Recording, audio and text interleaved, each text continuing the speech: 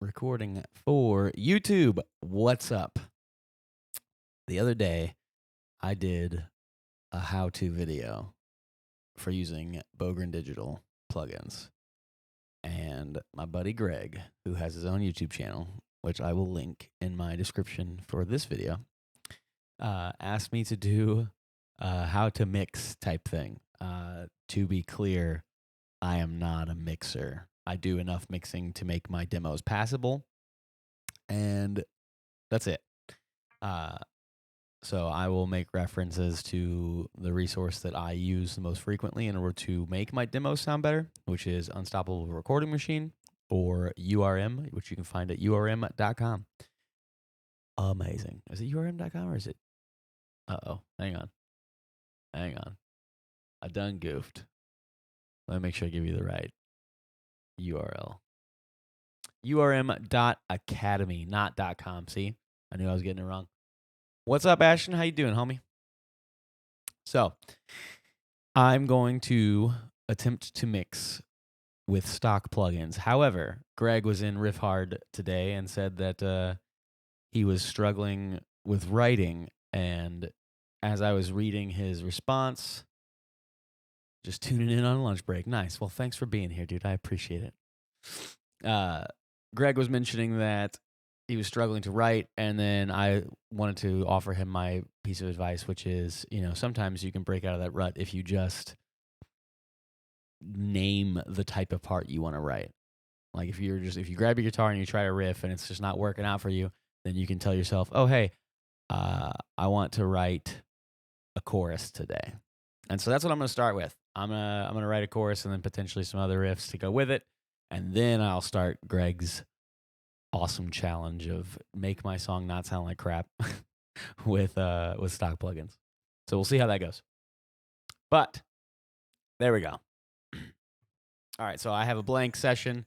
I do have all of my libraries and stuff loaded. I'm not going to use 90% of this stuff over here. It's just there because it's my writing template, but there's no mixing plugins on. Everything is turned off except for my rhythm tone, which is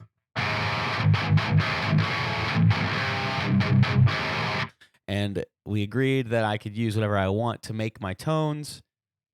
And I think that that's a fair agreement because most people who sit down to write are going to have their plugin of choice or whatever they're doing. So that will not be as big of a deal. So I'm a huge fan of choruses, so we're going to start with the chorus today. For a chorus, I'm going to usually find a progression that I like. So, for example, no.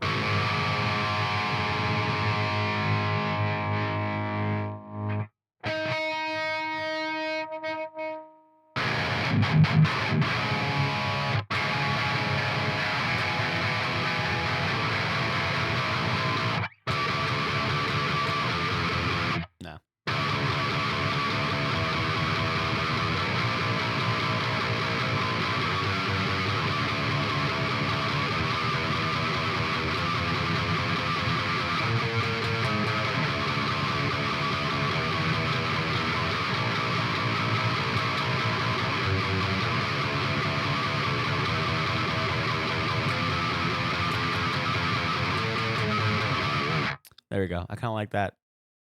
Literally have not played that before today. Not that it's anything special. That's the idea. You just kind of find the notes you want to play, then you start creating the riff without having to overthink it too much.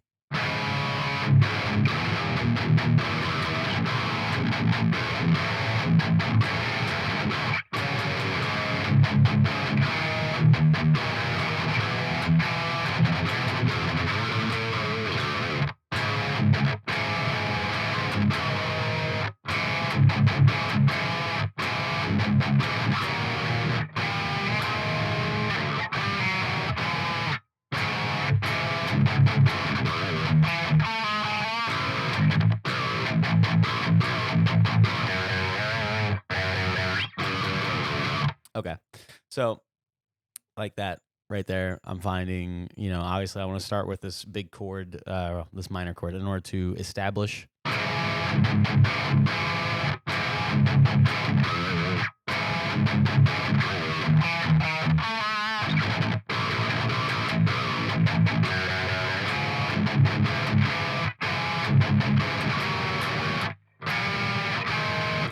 is one of those weird ones where I think, technically speaking, in like the scale that I'm imagining I'm playing, this is the minor chord that is rough to work with, because realistically, if you play like a fifth chord, it's wrong because I'm using the first fret, not the second. So,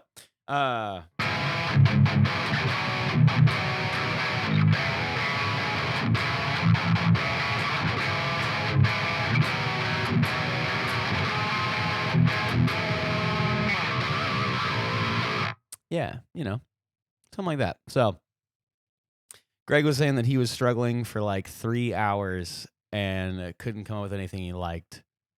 And I thought it might be kind of cool to just try to dive in and see what I can do in a limited amount of time, because I know that a lot of us, have a lot of things that we got going on throughout the day, responsibilities, kids, all that fun stuff. So, grab something you like and run with it.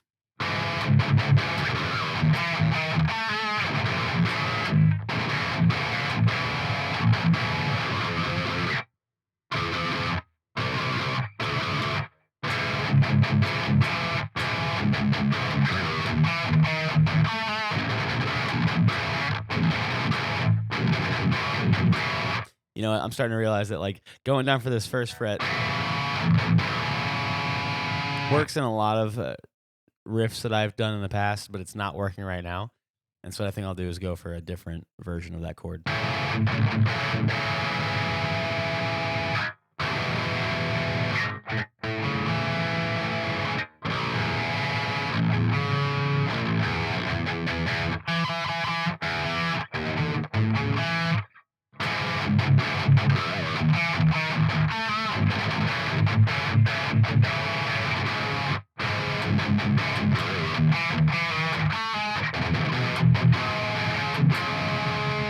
Yeah, I could maybe go for like an extended chord like that.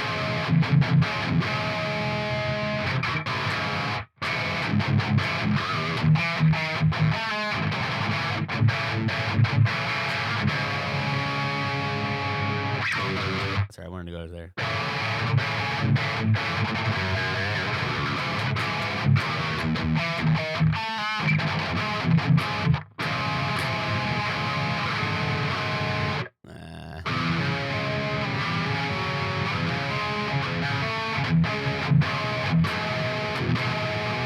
I think that might be best.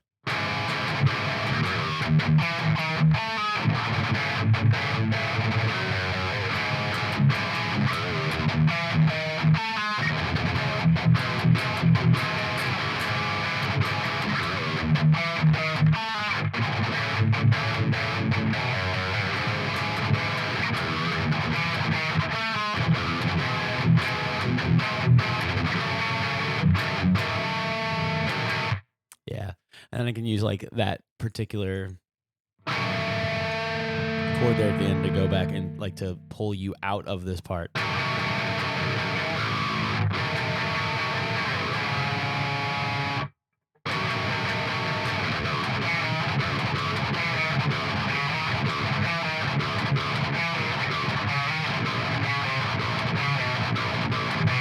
Yeah, see? So you can instantly like take it somewhere else. So now I've got an idea on how I want to end the chorus. Back to the one of the chorus. So that's cool. Kind of got that going.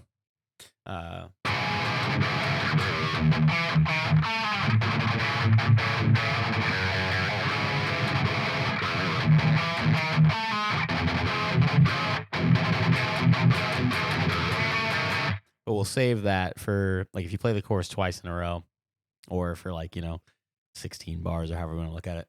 I wouldn't play that on the turnaround for the first time through. I'd play different chords though. Maybe come out of that.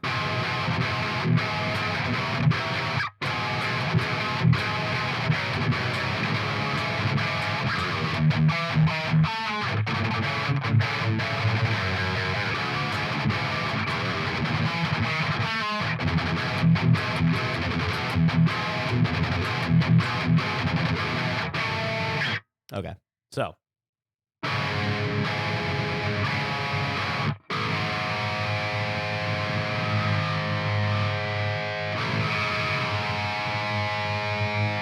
should do is tune up for real so it'll stop driving me nuts. I'm hearing like just the smallest little bit of it being off and it's driving me crazy. Hey, this is as good a time as any. If you're new to the YouTube channel, if you see this on YouTube later after it gets re-uploaded, click the follow button, the subscribe button, the bell icon. Every YouTuber's favorite things to tell you to do.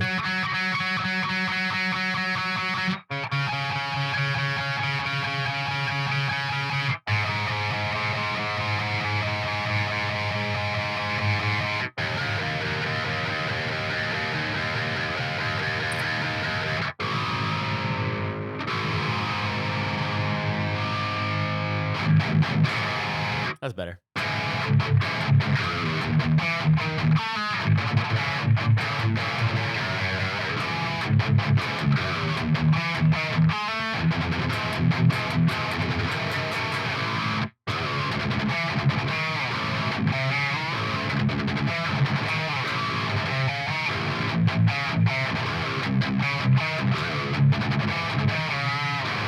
Yeah, so now I'm getting this like concept of maybe not doing the harmonic minor or I hope you're all having a great day. Let's go. Yeah, right? Thanks for stopping by. Make sure you love somebody. Isn't that what Tim the Tatman says? Don't forget to love somebody, y'all. All right, all right, that's enough. I'm not gonna rip on Tim the Tatman. So yeah, we've got kind of the outline of what I would consider the start of a chorus. Like the rhythm itself is basic, but that's okay because it's the kind of thing that you want to develop over time. So find something that's working for you, and then you can come back and look into doing things like prettier notes on top.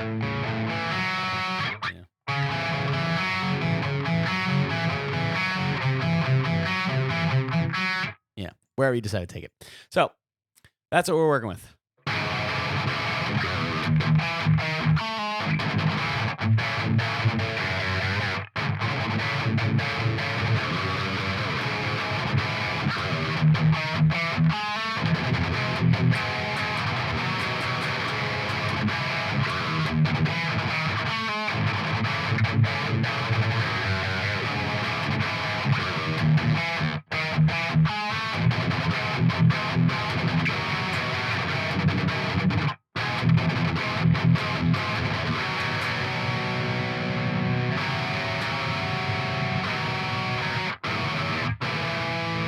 Yeah, I think it's best to use whatever version this is.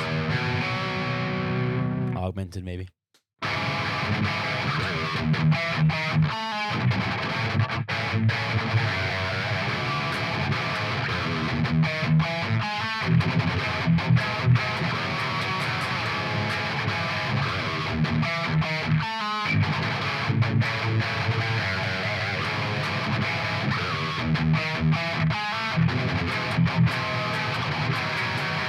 Yeah, okay. So, easy enough, right? Lay down your general idea. Let me get the click going so I can see how fast this is. Nah, too slow. Duh. That feels horribly slow. Let's try 140.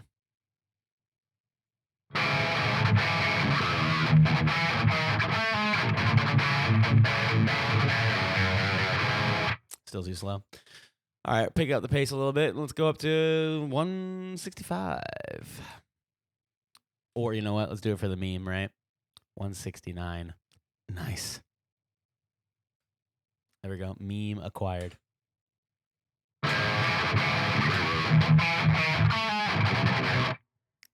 Hey.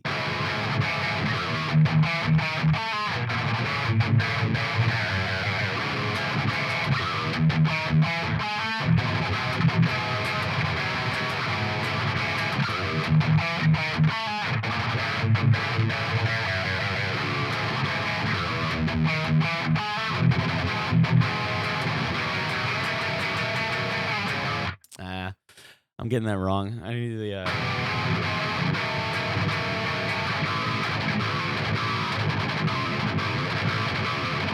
yeah. Try that instead.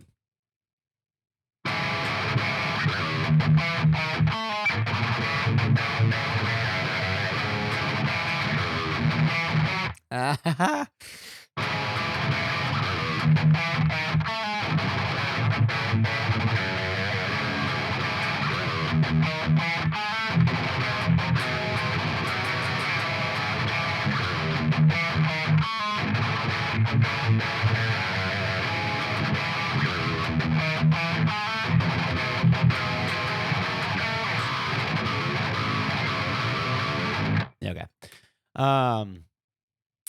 That next riff's not gonna work. I don't like it, but doesn't matter. I got the chorus where I can at least play it. So we're gonna record that real fast. I swear, I thought I just heard my cat. All right. Track it a couple times, right? Throw that together. Throw some drums with it, and then if you can say that you've done the thing, you've done the thing. And who says it has to be the greatest thing on the planet? It doesn't have to be. Somebody else might think it's freaking cool. That's what you're going for, right?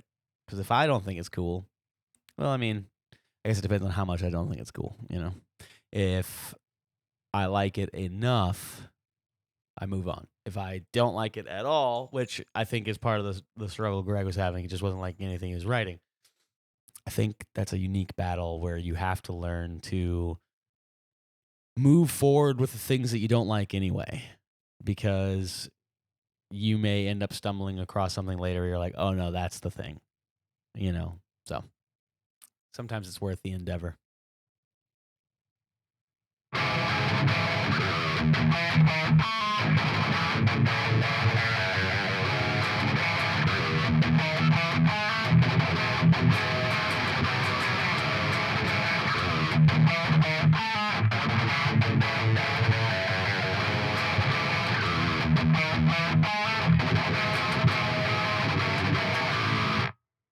Cool. Good enough for now. I'm going to mute that out so it doesn't mess me up.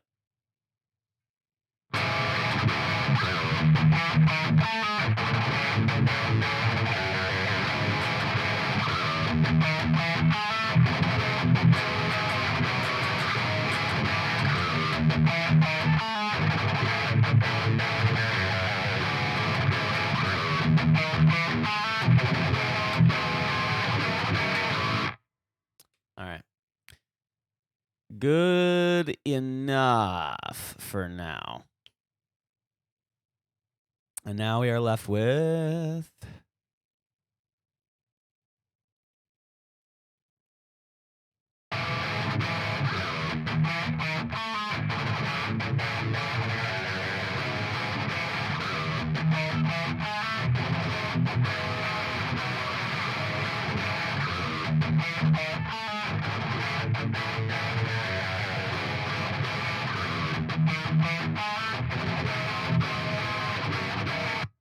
cool.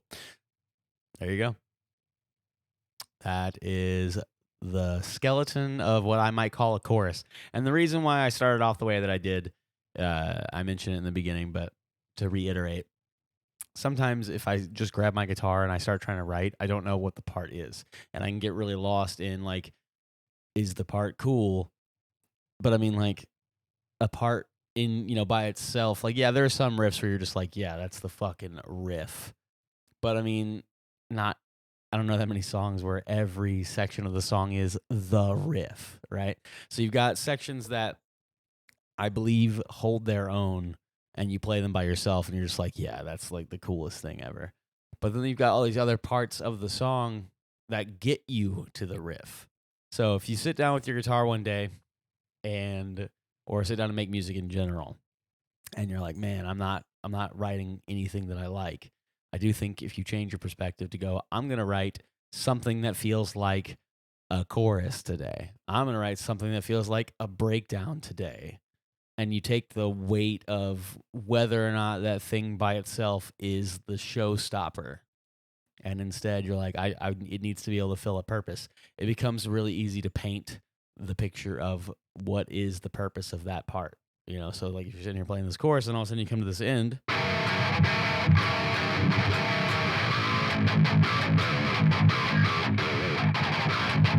You can move it there. You know, I can also just take it back to the one.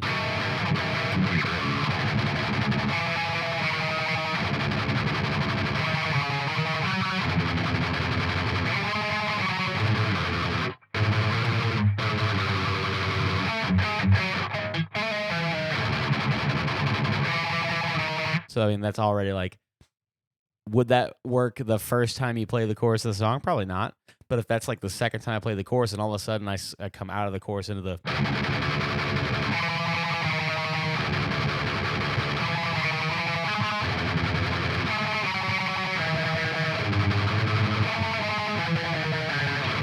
you know what I mean? Like, you can take that anywhere. But then you start to get this idea of, oh, that could be like the post chorus that like takes the heightened energy of the chorus, and then I like kind of sustain that into the next section. And so you take yourself out of the mindset of, again, the whole I'm writing the showstopper riff today. And instead you're like, oh, I'm going to start putting together pieces of a song that literally I'm currently pulling this out of the ether. This is not something I played before. The notes, I mean, are within scales that I typically tend to use. So I don't question the notes I'm going to end up reaching for. That's what makes that part easier. I'm not having to think about that section. You know, it gets a little bit more difficult whenever I start playing chords because I don't know all my chords all across my fretboard. There are much better guitarists than me who do. But I think that if you take some of that questioning out of the mix when you're sitting down to write, especially if you're someone like Greig who's in a bit of a rut right now, and I've been there, and that's the only reason why I know to try this is one of the things that I try in order to get my brain out of it. Because like when I was at work today and I had the idea to do this video, I didn't sit around thinking about like riffs that I could pull that I've already written before.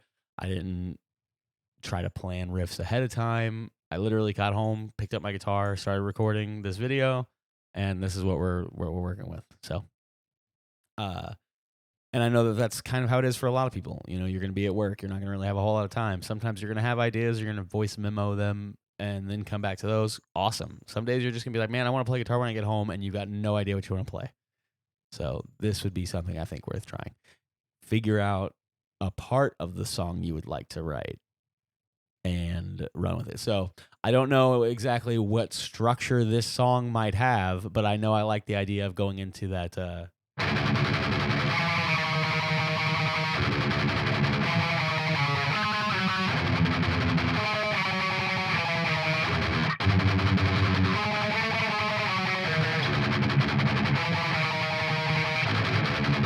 kind of like that. We'll do that.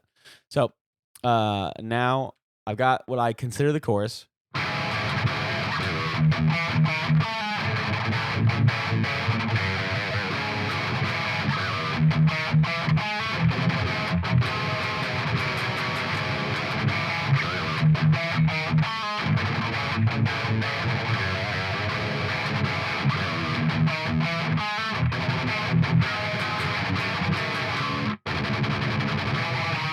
And so then I'll know to program like a drum fill of some kind that's going to pull out of this and go into like straight double kicks. So we're just going to run with that. And then the reason why I want to do at least 2 parts for this is because I want to have more than just this like 13-second riff to mix to. So let's do that real quick. I'm going to go ahead and record those guitar parts, and yeah, then we'll see how it feels. We'll see about maybe trying to put together some kind of like top layer to go with it, because I think this chorus is going to need like a melody line. And then we'll talk about how I might go about trying to mix something like this with the challenge of only using stock plugins. Thanks, Greig. All right, here we go. Oh, wait. Turn on the click, y'all.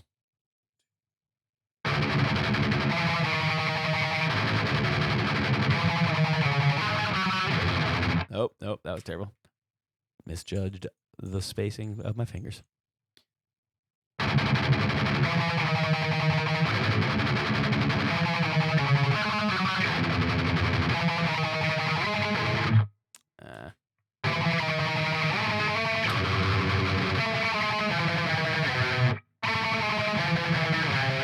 I actually kind of like that. I like this idea of going between like standard minor into harmonic minor. Although I guess it's not technically standard minor. I'm playing in like A flat Phrygian, but then I'm playing the chorus, and the chorus is strongly what is it? A flat, A, B, C, C sharp. Yeah. There you go. So yeah. Anyway, I'm not a theory guy, so it takes me forever to figure that stuff out. So we're gonna go ahead and move on beyond that before I get comments in my comment section. They're like, "You're a freaking idiot, dude. It's this." Okay, thanks. If I say anything wrong and you happen to see this video and you want to correct me, please do. I'm actually trying to learn the stuff also, so I would actually appreciate those kind of comments. But if you come at me and tell me I'm an idiot, I'm just gonna laugh, and I hope that everybody else laughs with me at you. All right, let's move on.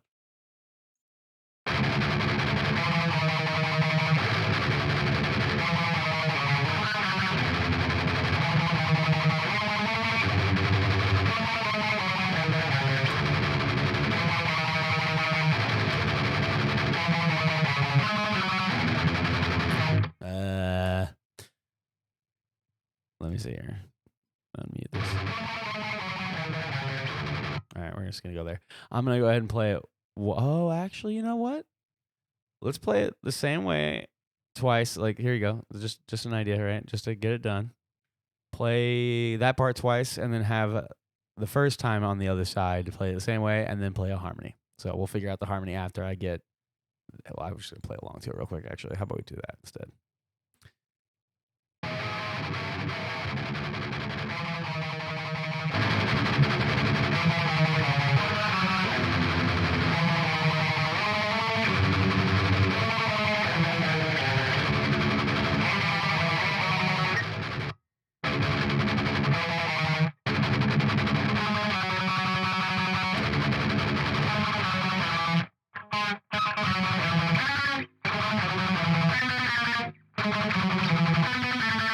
Yeah, I think that might be it.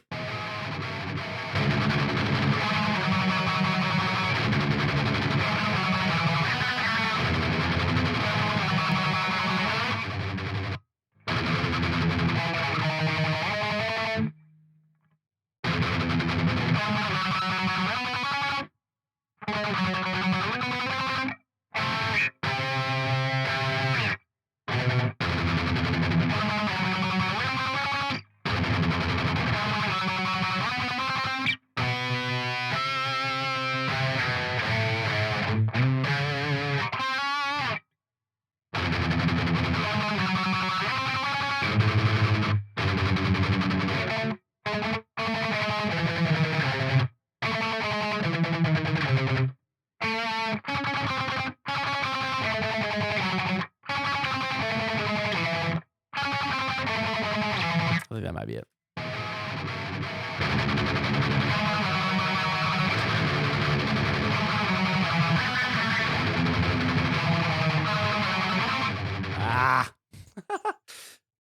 This is where having your theory and stuff memorized and knowing your fretboard that well would just come in handy and will cut out all this messing around.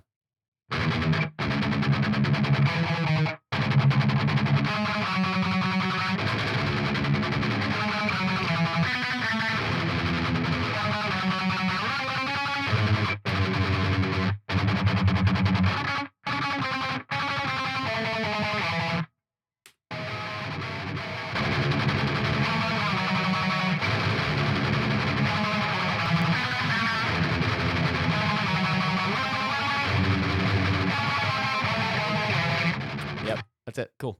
So we got that part figured out. So the first time around, I'm going to play it the same way, and then I'm going to play it the harmony way. So let's try to knock that out and not suck completely. All right. Here we go.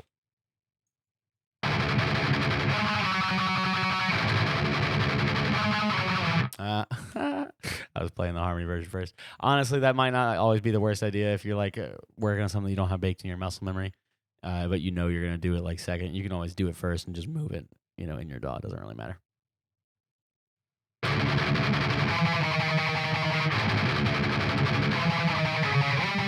Oh, shit.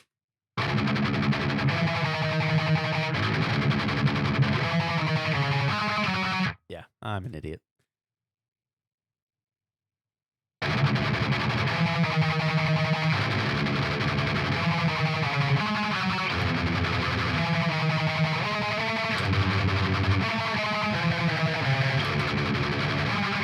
Yeah, there we go.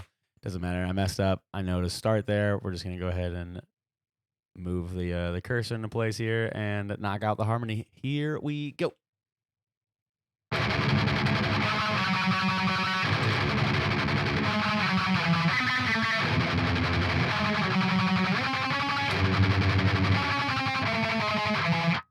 Cool. I think that's going to do the trick for now. So, all in all, you get this.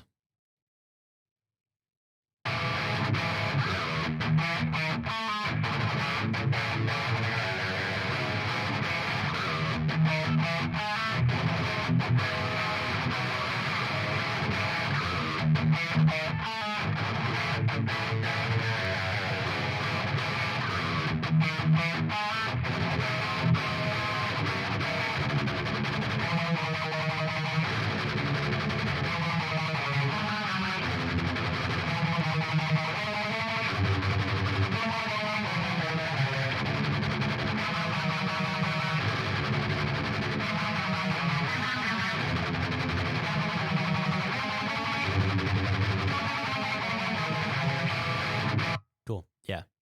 And then from there, if I wanted to, I already hear the ability because of the way that it ends on that harmony run.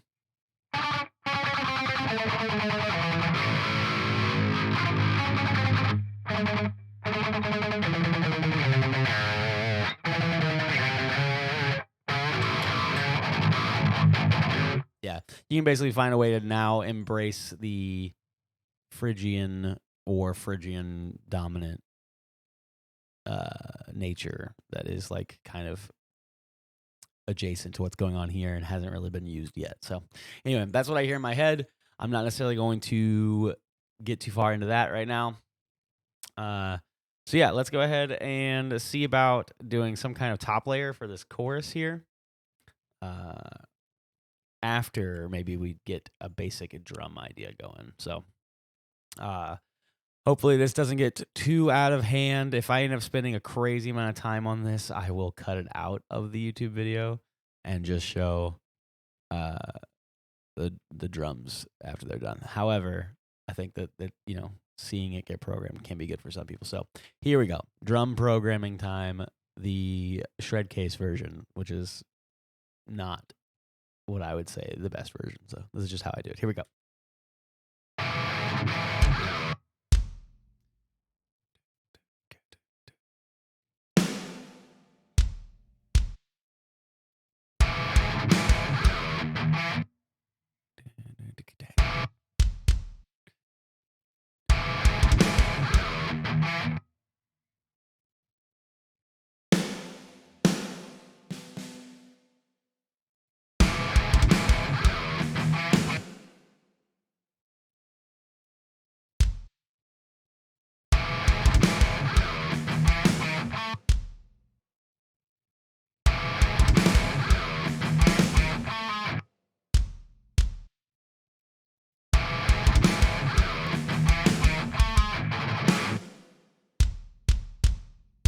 My cat is clawing at my door.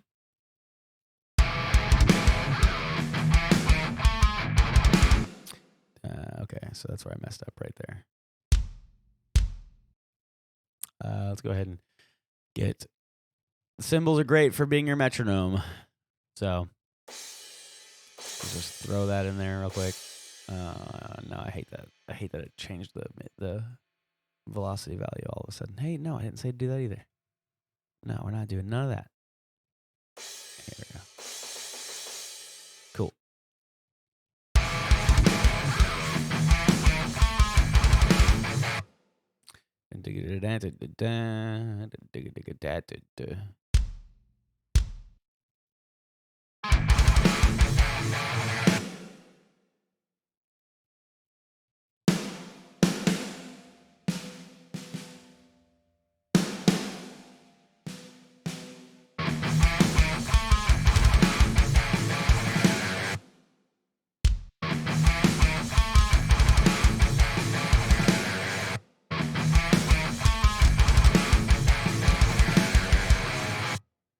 Yeah, there we go.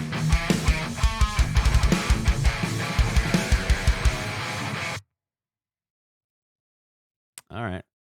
not hating that right now. That's kind of cool. Getting the point across.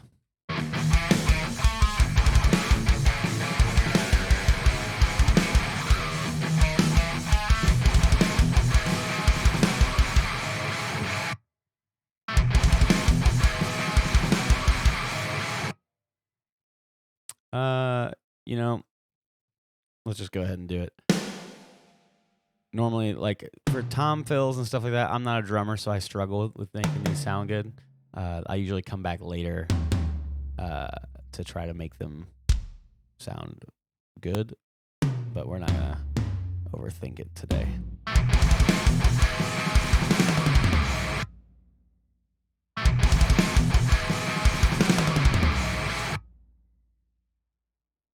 All right, cool.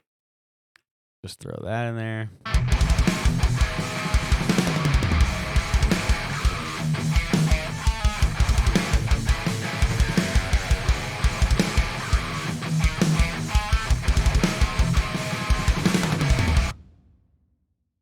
All right, now I will change this one up. And we will find the right way to go from the chorus riff to that tremolo pick thing that I came up with that goes after it.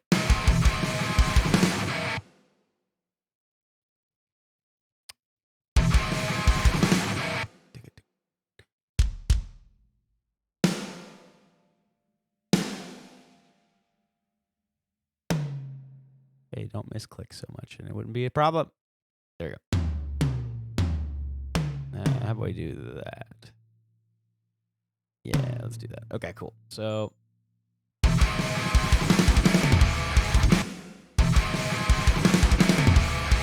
all right. Easy enough.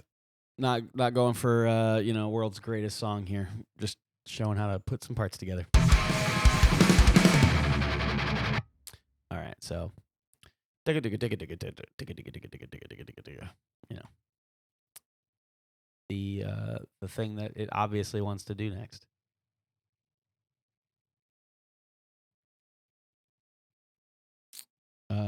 So easy enough. Just throw on some double kicks there. And then let's go ahead and just switch it up to 2/4. Hey, not you. There we go.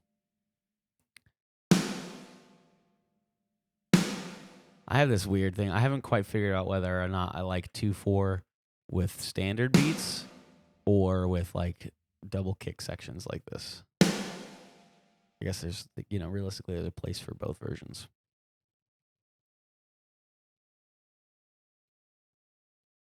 So make our lives easier. China, because why not, right?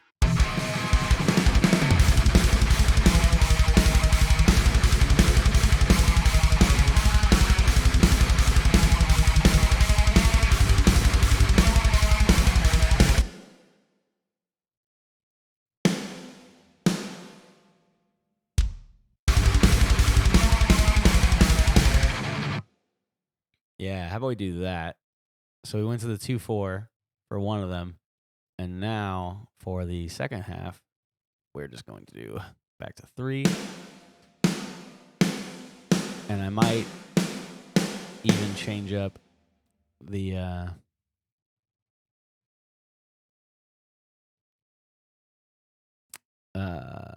kick to where it's not double kick the whole time. It might come out of there and do something else. I'm not super worried about it because, we're talking about writing riffs and getting out of a rut. So, hyper focusing on every little detail is kind of where people get caught up. And we're not trying to do that.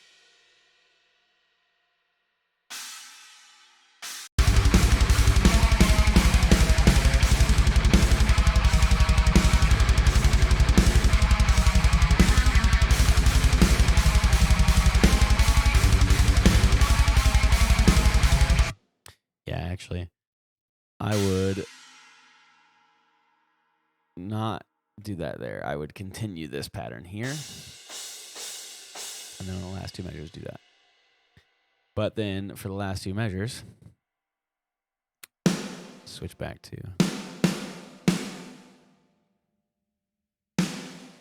this right here because why not? All right, cool. So now we've got something going. Hey-oh, don't you just love to see it? All right.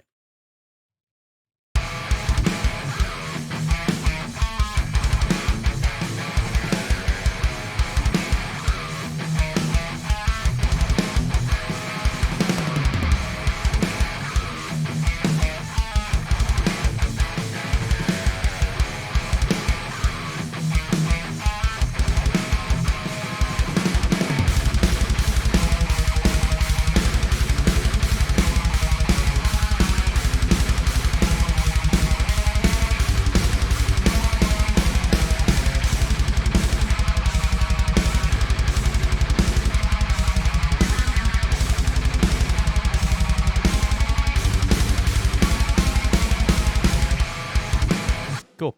So I don't hate it, right? I feel like it's got a little bit, it's getting the point across a little bit. So now I've highlighted just the chorus section, and I'm going to try to write, something on top of it that I don't completely hate. I'm not going to change tones for it unless I start hearing an idea where it's like, oh, this needs to be like ambient and spacey and weird, So I just like to mess around with it until something feels right, and then I let that kind of guide the type of part that I'm going to develop.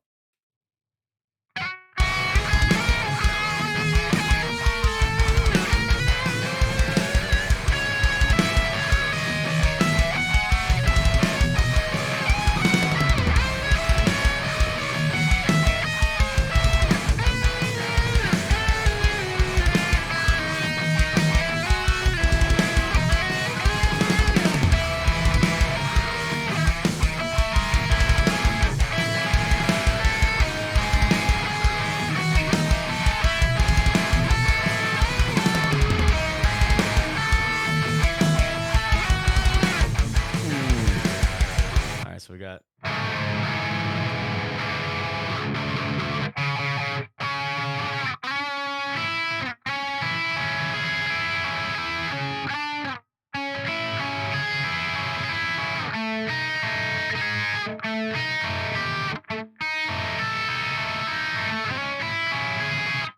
Okay.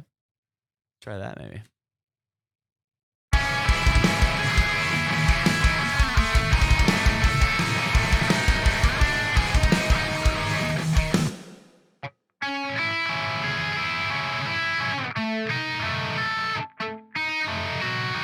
Yeah, kind of like, I don't necessarily want to go straight for, you can save that for later, so.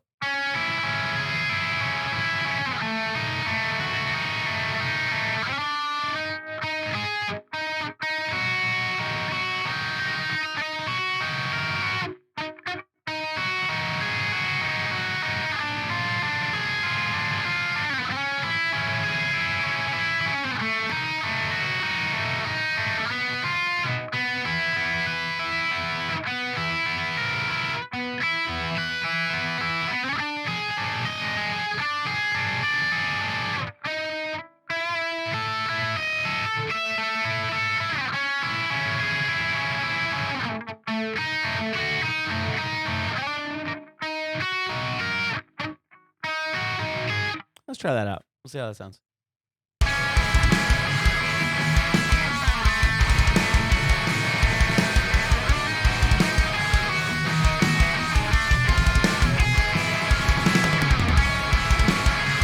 Good luck.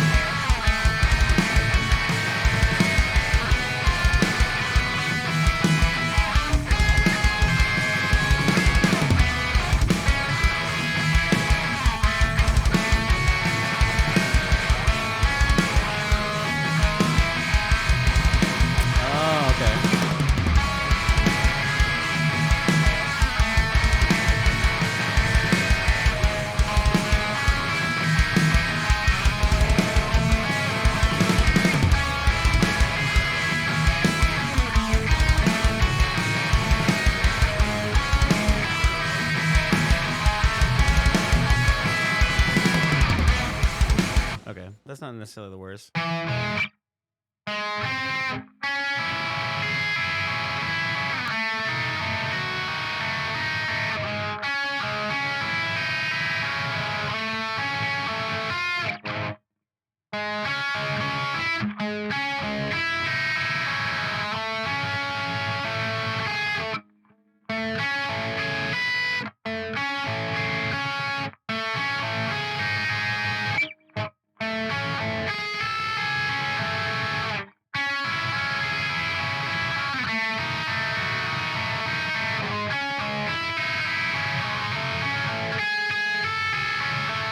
That might be kind of cool. I don't hate that.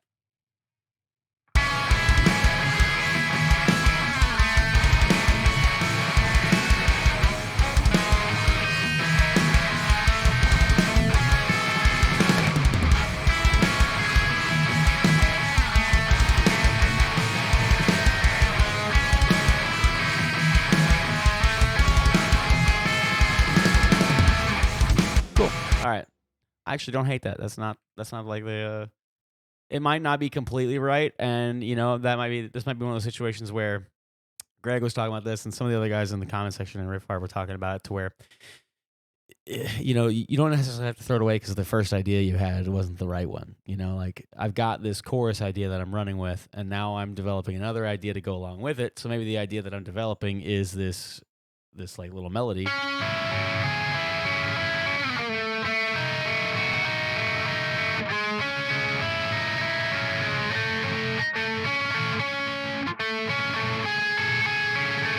And if that doesn't work 100% with the original chorus, feel free to change it, So that's kind of the cool thing about it. So that's what I'm going to do now. I'm going to put this together. And if it's not working, I may not even worry about it today. I might just get it going today. But then if I were to come back to this, then I'd be like, oh, hey, look, that wasn't really working. So let me try to modify the rhythm a little bit, or like with the note choice that I've got going on. Who knows? So let's get that going.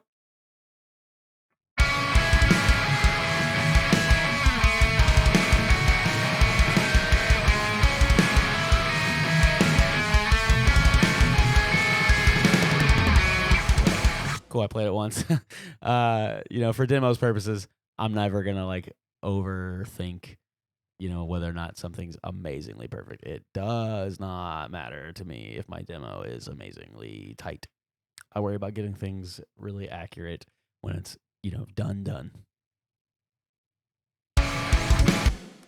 So let's throw let's see here. Like, I'm allowed to do what I want for tones, according to Greg.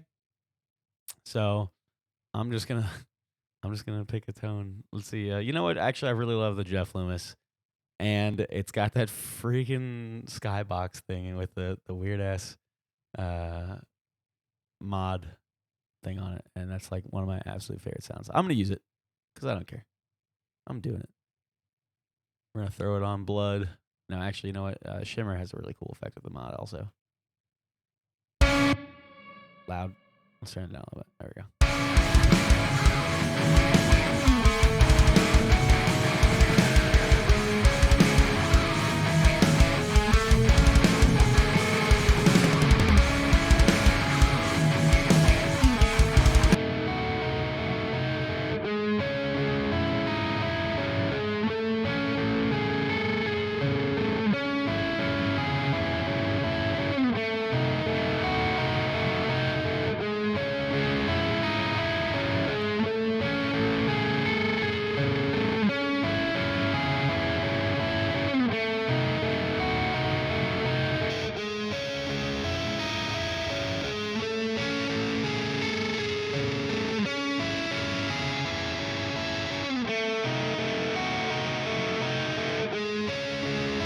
I'm gonna go with this one. There's a little bit of fizz on top, but that's cool because I'll just take that out whenever I gotta mix it.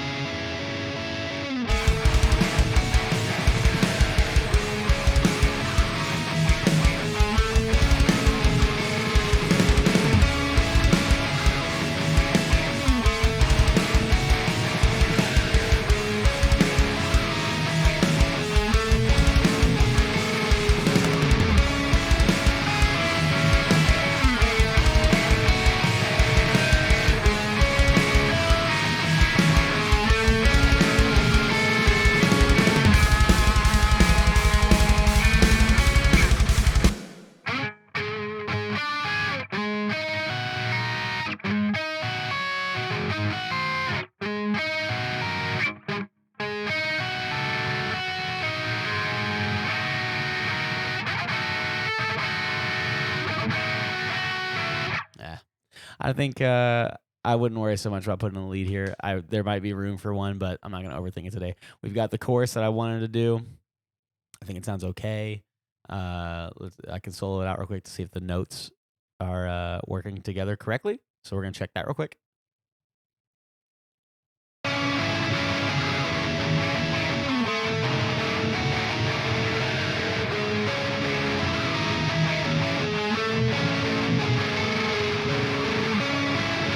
Yeah, I think it sounds okay. A theory guru might hear that and be like, if you change these things around, it'll sound better. And that's totally fair. But we're not going to worry about that today.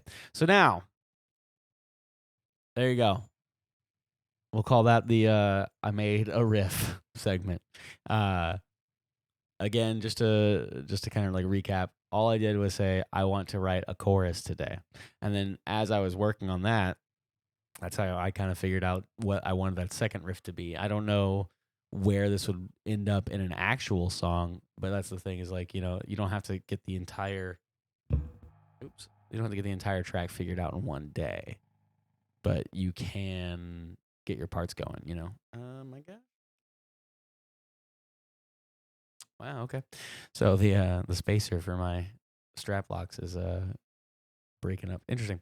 Anyway, so yeah, this is one way that I would consider doing it. If you're struggling with writing and you hate all the things that you're writing, maybe take yourself out of the perspective of I'm going to write the killer riff today and instead say I'm going to write a chorus today, or I'm going to write a breakdown, and then just grab your guitar and do the sludgiest, nastiest.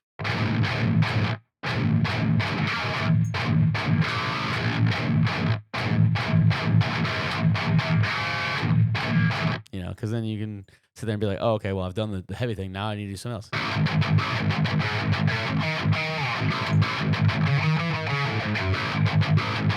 Now all of a sudden you're not doing the sludgy breakdown thing anymore, but now you're connecting dots. So try that the next time you are feeling like you have crazy writer's block. Now, for the fun, I guess I'll show you my secret weapon for bass. All I'm going to do is take the drum track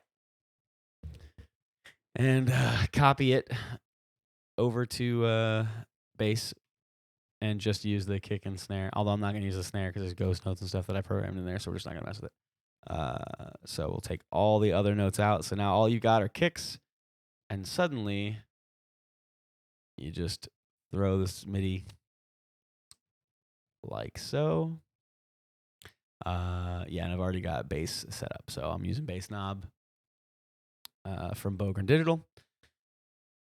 It's sick, no question about it. So the bass library I'm using is the same I usually. This is actually Umansky, if I'm not mistaken. I named it Umansky here.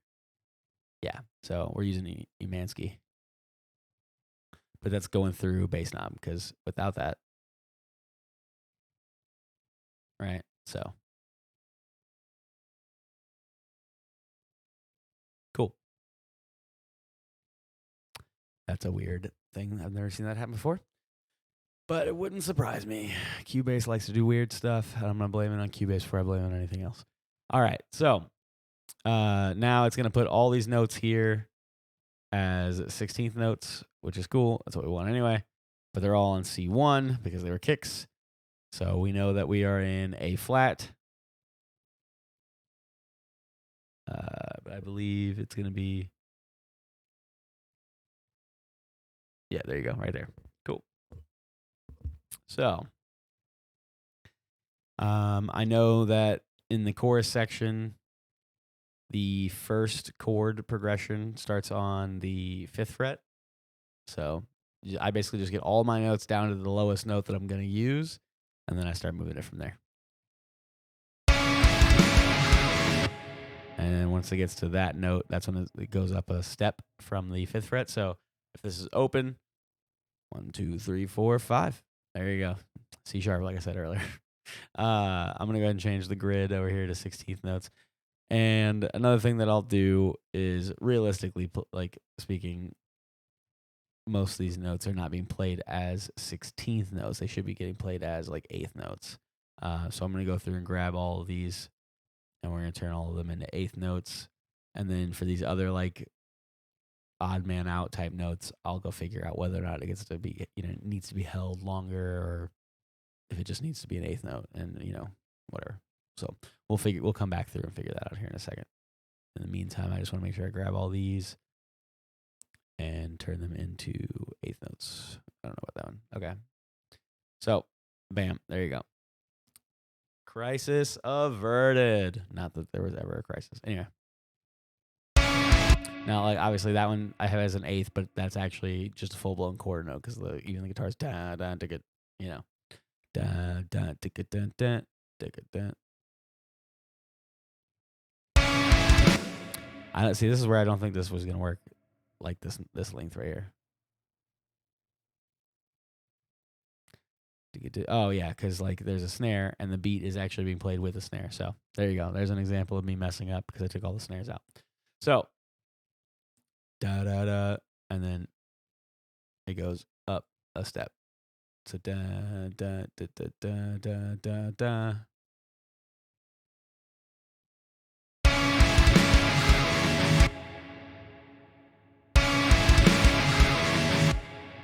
Do do.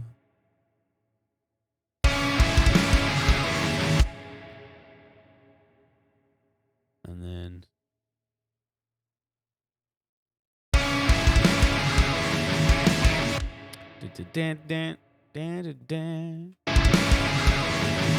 yeah, so these are going to be the ones that switch. Technically, I played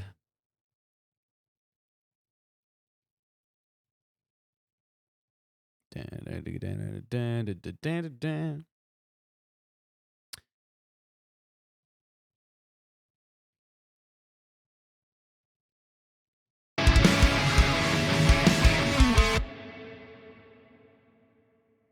then here, I wouldn't follow those upper notes. They sound better on guitar. I would maybe turn this into a slide. Unfortunately, I have a really hard time making Umansky bass slide properly.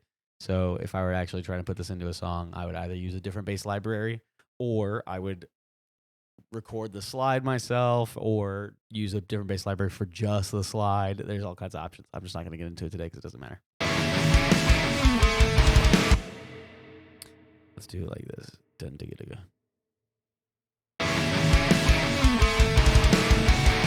Except that is technically dun digga digga dun dun dun dun dun dun 1 2 3 4 dun dun digga digga dun dun dun.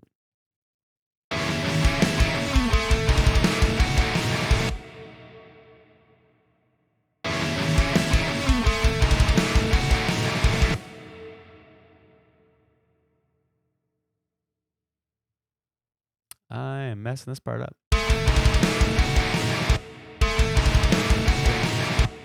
This is not supposed to be here. This is supposed to be this long. And then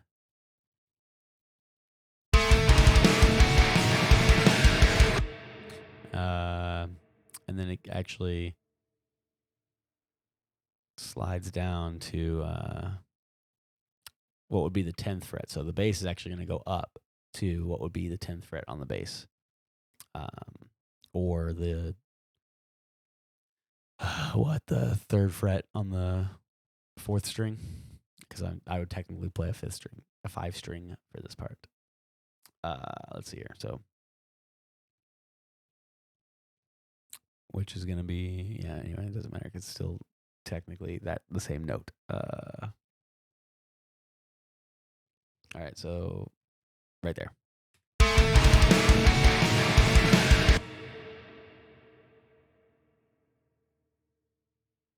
So I recognize that there's like a 16th flicker here.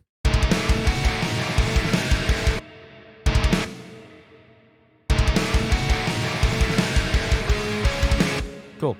So now we got that. And it's almost a carbon copy of itself for the next 4 measures. I think it changes a little bit, but what we'll do is we will just grab all of it and then move the part that we need to move. So that way we're not sitting here programming the same crap over and over again, and we just focus on the parts that need to get changed. This one goes up. So it goes.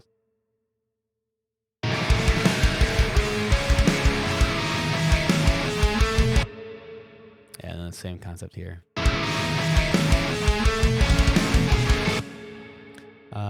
Except now it is not. It's no longer going down to the 1st fret. It's going up to the 8th fret. 1, 2, 3, 4, 5, 6, 7, 8. Cool.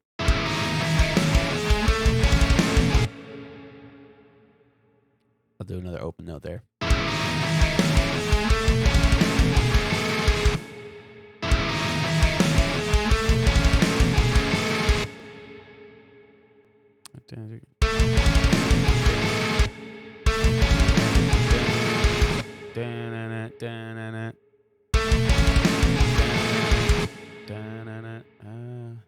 Is that like this? Uh-oh. Oh, I see it.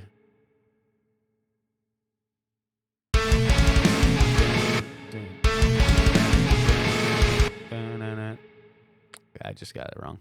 I suck. All right, cool.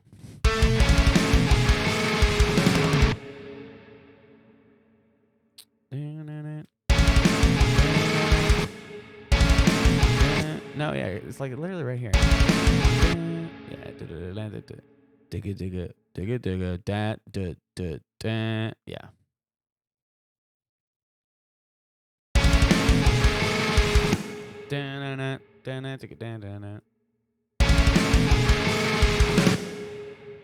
And then,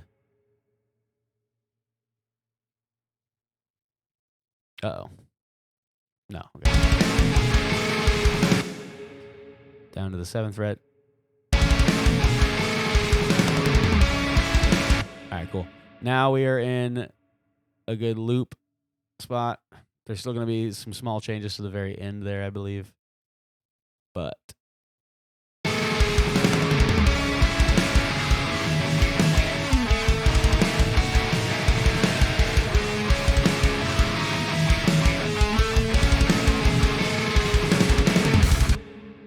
yeah, there's some weirdness there, but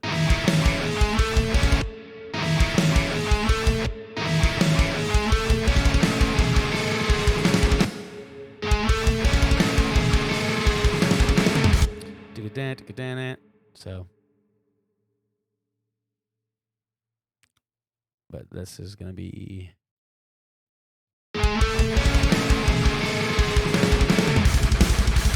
cool.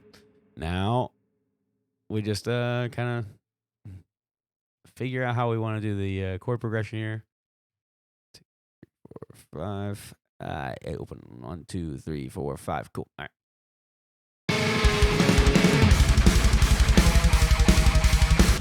Then this is where it does the digga digga digga digga digga digga digga digga digga. And then I'm just not gonna have the bass right now do the other stuff or like anything fancy because that's all gonna take more time, and the idea is to do this quickly, especially for those people who don't have a whole lot of time. So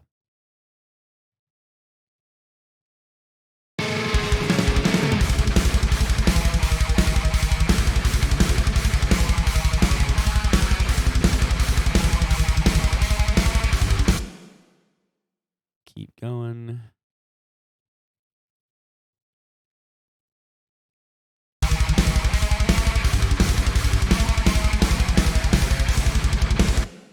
All right, cool. Easy enough. Now we just copy and paste that whole quick bubble.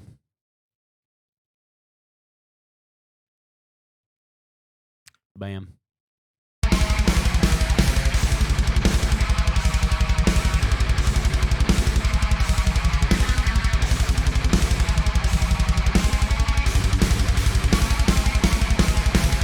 Cool. All right, so there you go. Now I'm sitting at the point where you can start to try to take your mix seriously. Seriously. So, if you want to see what mixing is like. So that's what we're going to go ahead and do. Right now, we've been going for about an hour. So in an hour, I was able to write a couple of riffs, get the bass on there, and be like, okay, I'm just going to work with this. Whether or not it's like, the star of the show, it doesn't really matter. This is where we're at. So now for Greg's real challenge, and I'm still not happy with him about it.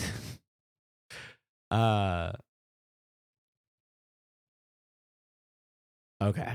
Yeah. So I need to get this sounding kind of mixed. So let's listen to it overall real quick. First thing you want to deal with is balance. You should make sure that like things sound the way that you want them to sound before you even involve plugins. When you mess around with drum libraries and stuff, your job's a little bit easier because they kind of already sound good. You know, you're not struggling as much. So that's helpful. So let's listen to, the volume of everything. Let's make sure this stuff's panned. This is not. It's going to its own bus. Okay, cool.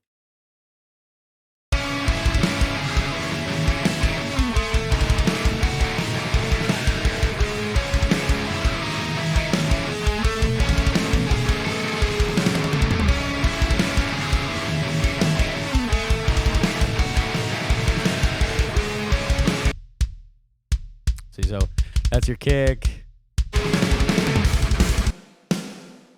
I will say real quick, I forgot that it's already routed. Just for to be transparent, I've got reverb going. It is a stock reverb, and it's literally like a large snare. It's a preset that's just like kind of sounds okay. I just throw it on there because it adds a little extra life to the snare. It's a little loud though, like the snare, especially when you solo it. But the idea is, a mix isn't in solo, so it doesn't really matter. But I'll bounce back and forth between solo to check things and see kind of like what I think is working and what's not. Especially when I'm in the balancing phase, I go back and forth because like balance is meant to bring your parts, together comparative to each other. But at the same time, especially when you start adding things in like reverbs and rooms and stuff, you need to keep that kind of thing in mind as you're moving forward. So that is on the snare is sending to that. So I mean, realistically, I can mute it and you'll hear like what the track sounds like without it.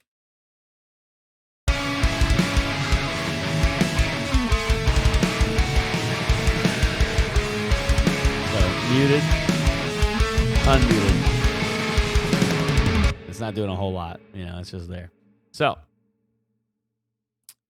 to address things with Greig.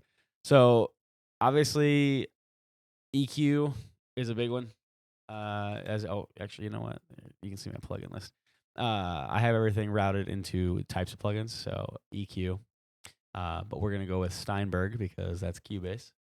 If anything ends up behind my head on the screen, I apologize. You will see it pop up.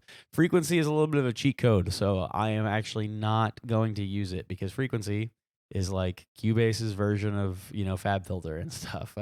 I wouldn't call it as good, obviously, but this is a very powerful EQ, and not every DAW is going to have this or something exactly like it. So we're going to use things that are a little more universal.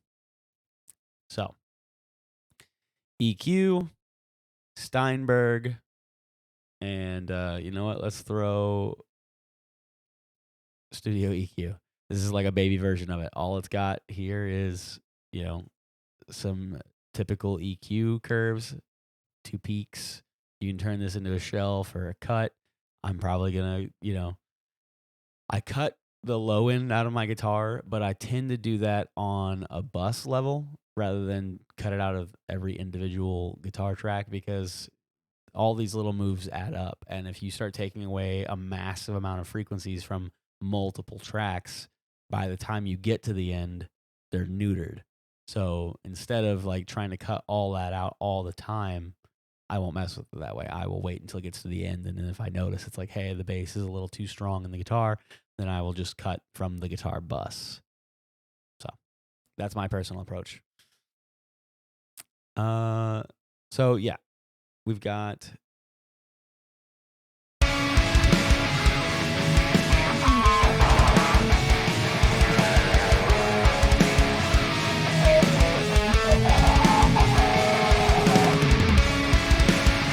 So there's a method that they talk about on URM. Speaking of which, if you want to actually get good at mixing, don't try to get good at mixing from my video. You should 100% check out Unstoppable Recording Machine or urm.academy. Amazing, affordable, an incredible amount of knowledge for anyone who is wanting to take this seriously. So please consider that. But they have this listen, diagnose, is it find?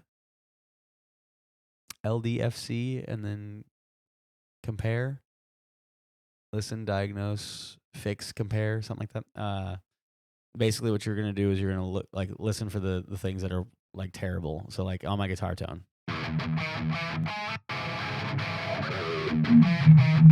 there's like a lot, like you can hear it like instantly starts making my speakers sound bad. In my headphones. So there's a lot of resonant there that needs to probably come out. But if I like hit play, that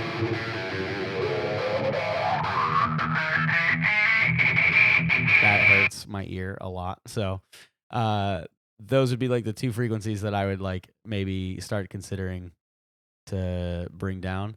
Normally, I have other plugins that I would use to control the chug. So instead of cutting this frequency out completely, it would just clamp down on it. But doing something like that with stock plugins would take a really long time because I'd have to use like 3 or 4 plugins just to do that one thing.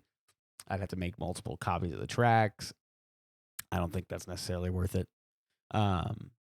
So now guitar tone. So that's without the EQ and just with those 2 moves that I made. I feel like that guitar already sounds better.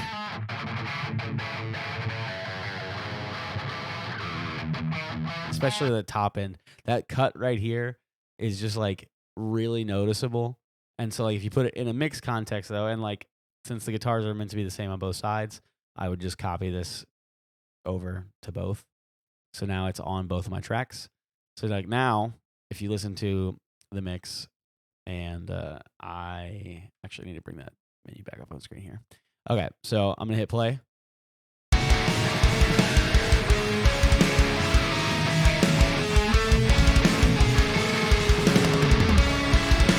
It's hard to hear because, again, I mentioned it earlier, and then I just jumped right into doing cool stuff, right? Balance. So right now there is a balance issue with this track. So let's take a look here. And, or actually, you know what? We're looking at the wrong thing here. I'm going to bring up the channel here. So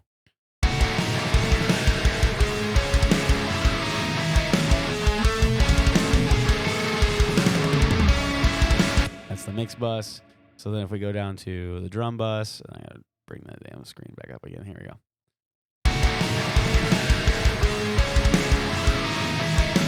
So the drum bus itself is hitting a dB over 0. This is where balance comes into play. So your first step should be to get everything into like not necessarily everything hitting at 0. That's a different kind of balance. There's where everything hits its individual fader at 0, and then from there you nudge things down. But I basically follow some of the same rules that George Lever does. If you want to learn about it, URM, that's where I got it. So let's go ahead and go to kick drum first. This is telling me the kick drum's hitting at like -2. I don't have any plugins on yet, so I want the kick drum to hit more like -10. So I'm just going to take 8 dB off the top right away. And I have this like nifty little thing inside Cubase. There's a couple ways you can do it.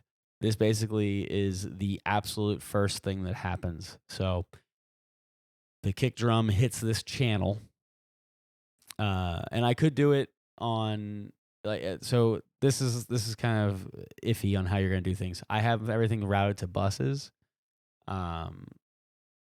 But buses, like my guitar bus, my guitar rhythm bus here is both of my rhythm guitars at the same time. So if I like take volume out of that, it's affecting both of those tracks, whereas at once, whereas I might need to adjust things individually at times. So you have to kind of see how you want to handle things. I have buses set up for my drums, so that way if I go back and add things like Kick Forge, which actually is in here, and Liquid Snare, Liquid Death Snare. So my part of my snare sound is that.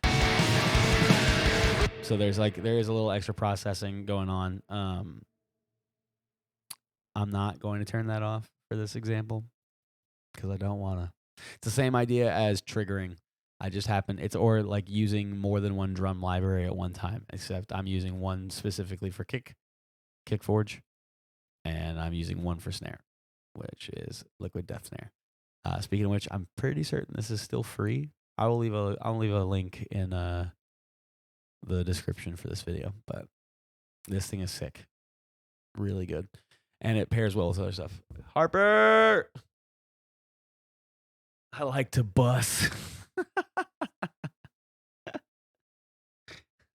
Amazing. How you doing today, buddy?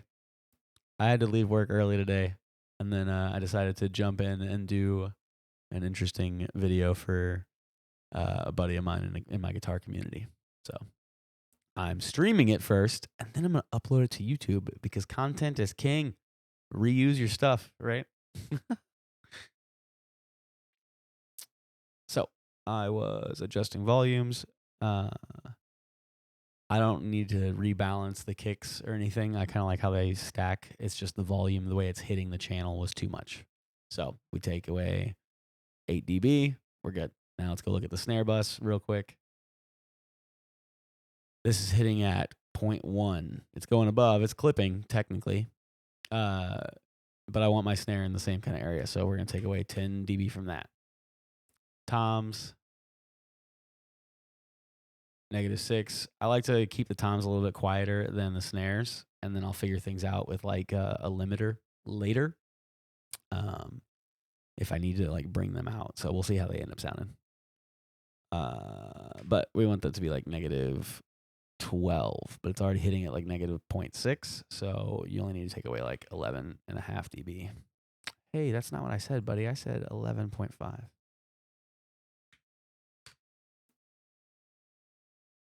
All right. Overheads, and this is, again, for anybody who's watching this later, this is all for balance, this, the sake of balance. Oh, I don't have this. The cymbals are not coming to this bus at all? What is going on? I'm upset.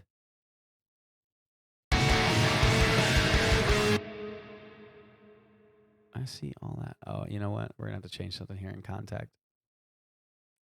It's not doing what it's supposed to do.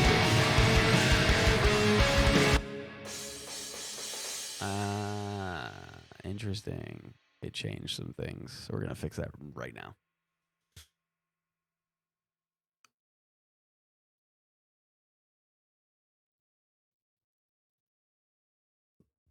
I don't know why that didn't get finished being moved over, but hey, that might explain why the kick was too loud. Okay. There we go. So now the kick.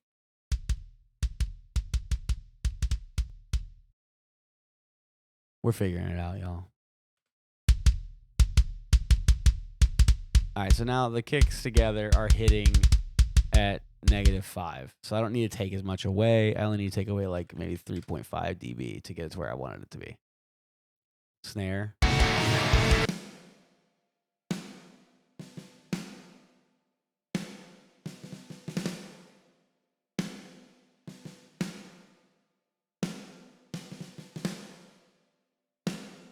Okay.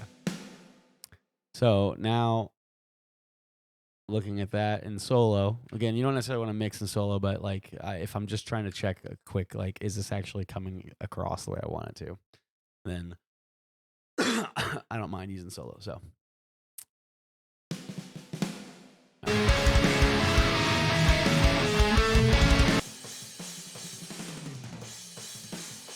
cool.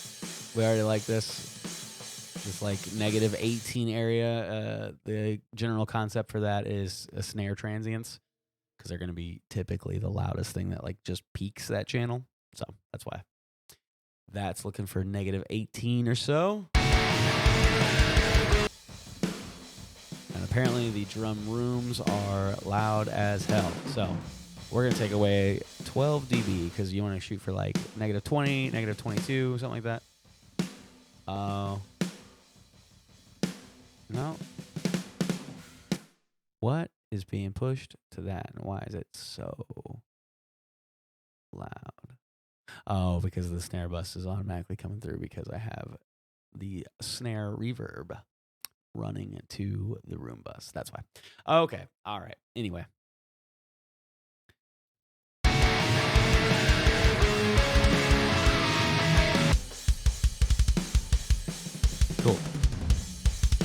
So now the drums are balanced-ish, right? I'm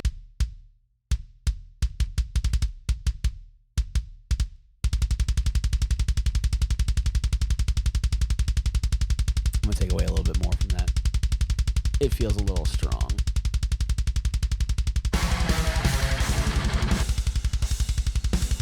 So then the full drum bus. So you can see just a little bit of balancing. If you can see this on your screen, it's all hitting about -6, -5 or so. Okay, that's not as bad. If you still want to dial that back, you can also dial back like the full drum bus, because all of those different buses are going to the drum bus to be summed together. So let's say I want this to hit like -6 altogether. So then I'm gonna just take away a decibel, and bam, there you go. And then you just kind of want to like balance out your guitars against that as well.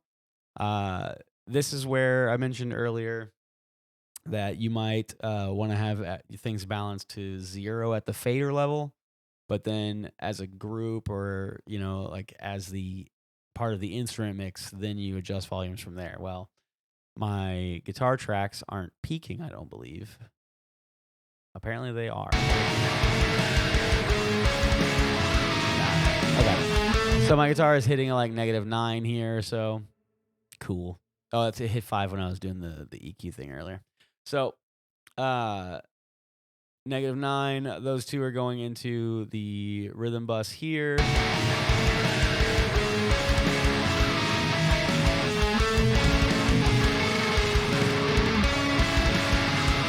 But now it's like hitting -7.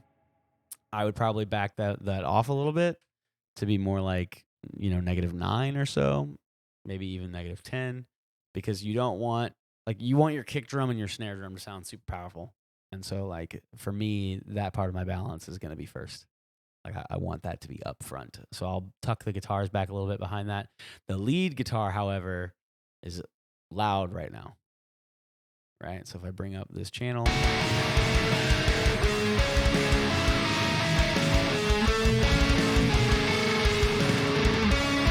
you can see that is hitting -9. The reason why it sounds so much louder, though, is because it's coming straight down the middle, because it has no pan. So we're going to go ahead and stick another EQ on this one and get ready to make some different moves for this one, however. And I think it's going to need to come back in volume a little bit. So we're going to go ahead and this is where I was saying earlier, though, this is first. If I adjust this volume, it's going to adjust before it even goes into Tone Forge. So what you can do instead is drag this fader on your EQ, for example. And now the output from here is adjusted. So that's kind of how you can get around some of those other issues that I was talking about earlier.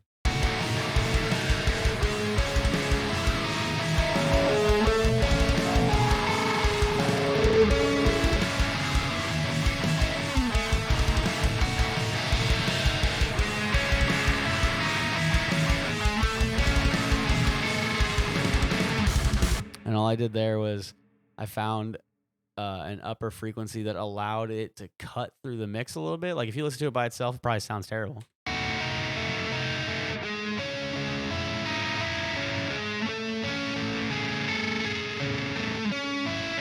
Right? But when you hear it in the context of the mix, it's having a hard time being heard. It's a little bit easier to hear there.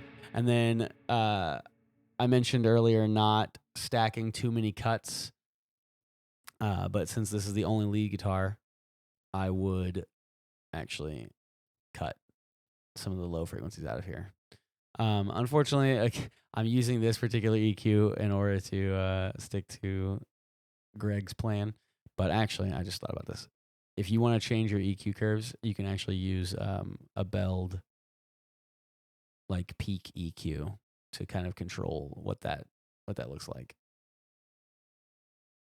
Whereas if I use the cut, it's like a fixed rate for this particular EQ. That's all right, though. We're not going to go too overboard with worrying about it. So We'll do a little bit of top end control as well. Looks good. So.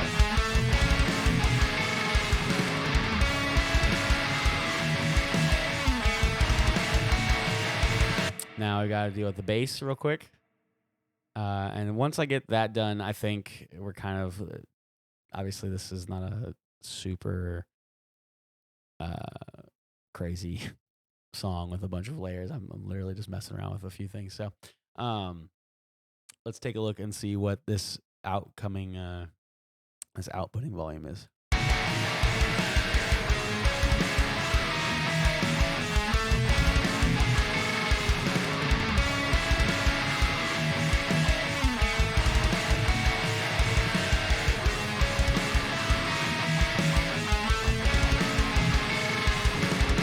It's actually not too bad. So I would maybe I struggle with bass. Finding the proper output volume is weird. But I think -12 is okay. It's a little bit less than the guitars, but it's coming straight up the middle. So we're gonna go ahead and grab an EQ for this one though, because I think that it has room to sound better. So EQ, Steinberg, same concept. So now, in context of the mix,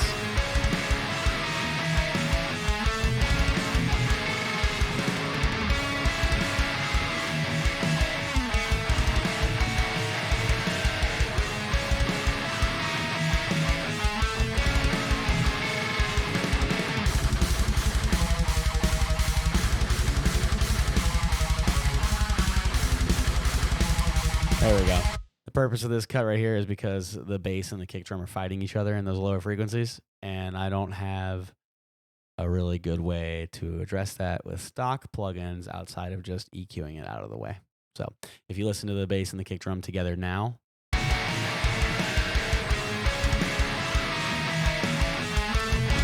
once we get to this the double kick part over here, this is where I think it becomes really obvious.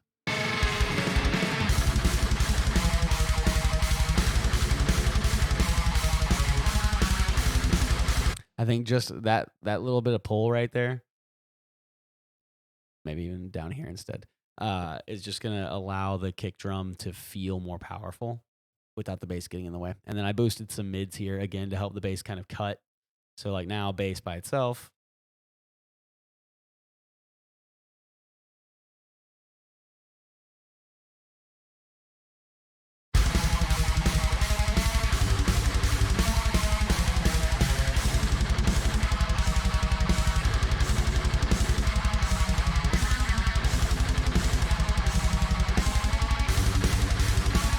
Cool. And then a little bit of cut off the top.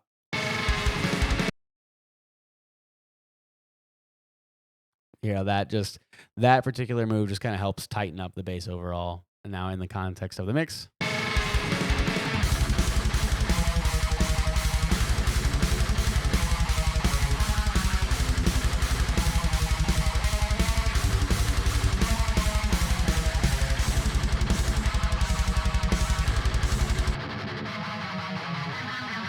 All right. So I mentioned earlier not taking out too many cuts on individual channels, like so in the context of rhythm guitar. So what you can do here is take that same idea, throw it on your bus, and now you can do a cut here. And it's going to cut those lower frequencies out of the guitar. So like the guitars will now sound like this.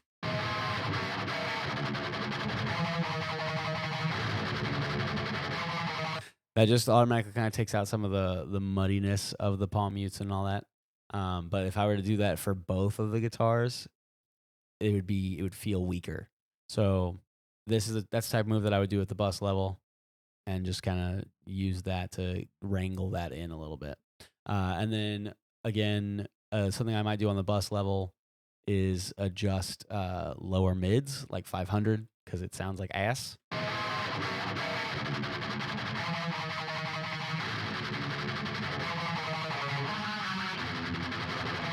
That just to my ears, that just cleans up the guitars so much. It's like caw, and then it's gone. So the last thing I would do, I know that my guitars personally suffer from 4K really terribly.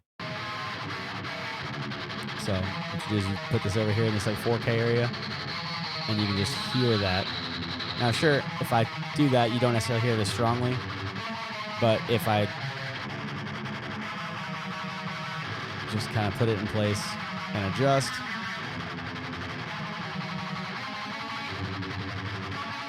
it's just like an annoying frequency that I have messed with my guitars long enough to know that it's there. So I'm going to go ahead and automatically do it.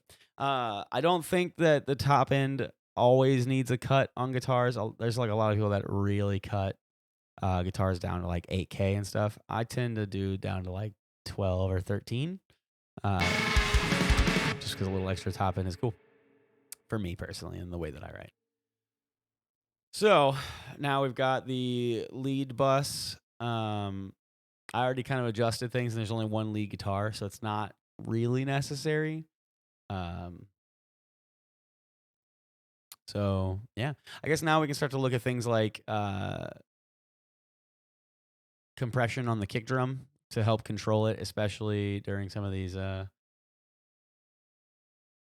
heavier parts.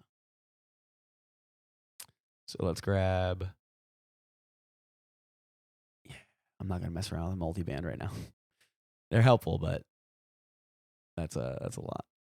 So this is the threshold, whereas on the EQ that was the output. So this one you're gonna control your compression with your threshold here. You can change things like your ratio. For me personally, I tend to shoot between like 4 and 10 for drums, 2 and 4 for vocals.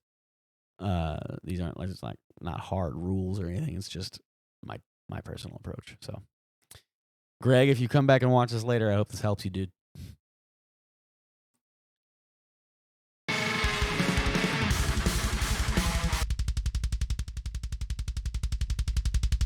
All right, so what's going to happen here, just so you can hear what the compressor is doing, you've got like nothing happening.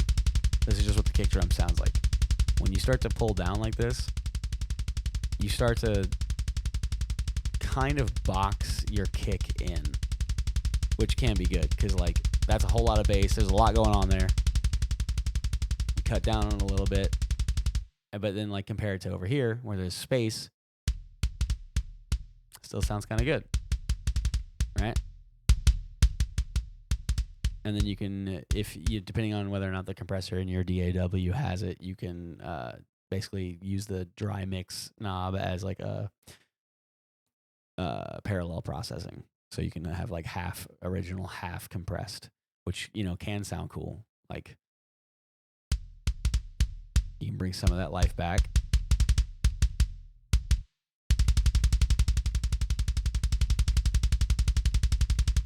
So if I bring it up to like here, it actually sounds kind of cool. There's a lot of that like attack and stuff still there with a lot, the control is still there. Cause like now if you test it,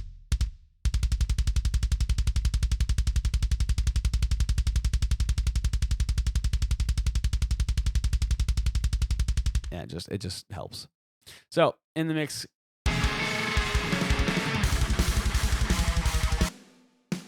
now the snare is sounding weak.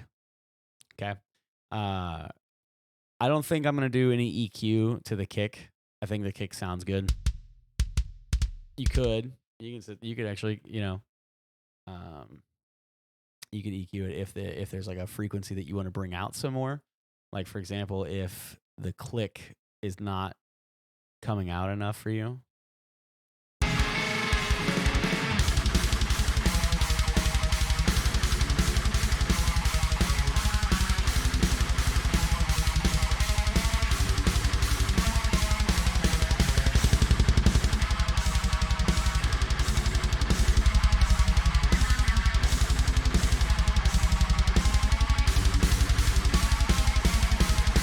So all I did there was I adjusted the Q of the shelf here, so that way it's going to boost those lower frequencies, which are being controlled a little bit by the compressor.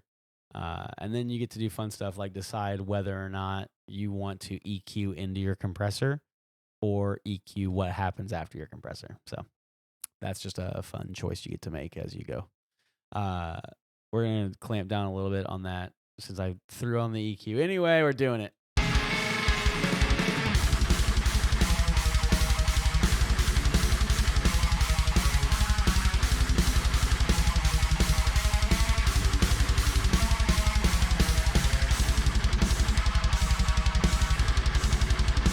All right.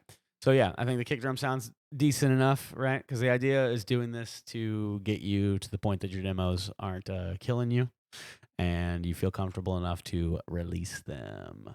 So, hey, I don't actually feel half bad about this.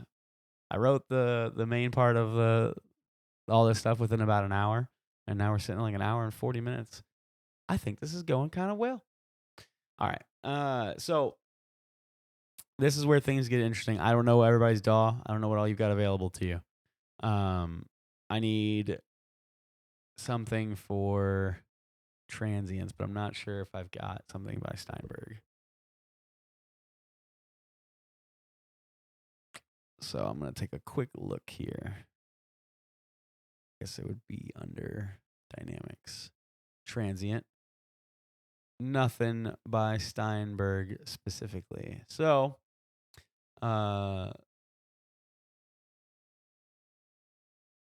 there is a Steinberg clipper. Soft clipper. Okay, cool. So clippers are cool. They essentially take the transient as it like passes beyond a certain point and just stop it from peaking. They square the wave, but that can allow you to push things and make it louder. But eventually it will just sound like a square wave and like a like a synthesizer, which you don't necessarily want. So you just got to figure out how you want to approach it. But we need some good stuff. So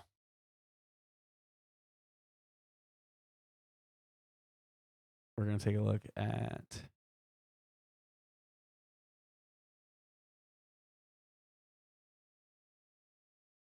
compressor versus clipper versus both. So, Greg, specifically, homie, if you're watching this later and you need to get your snare to sound good, hopefully this works. I am, however, I was mentioning earlier, either compressing your EQ or EQing after your compressor.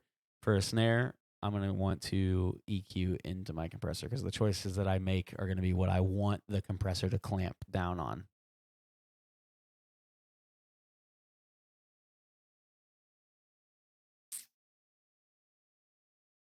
So we're going to go ahead and mute the compressor and the clipper for now and just look at the EQ real quick.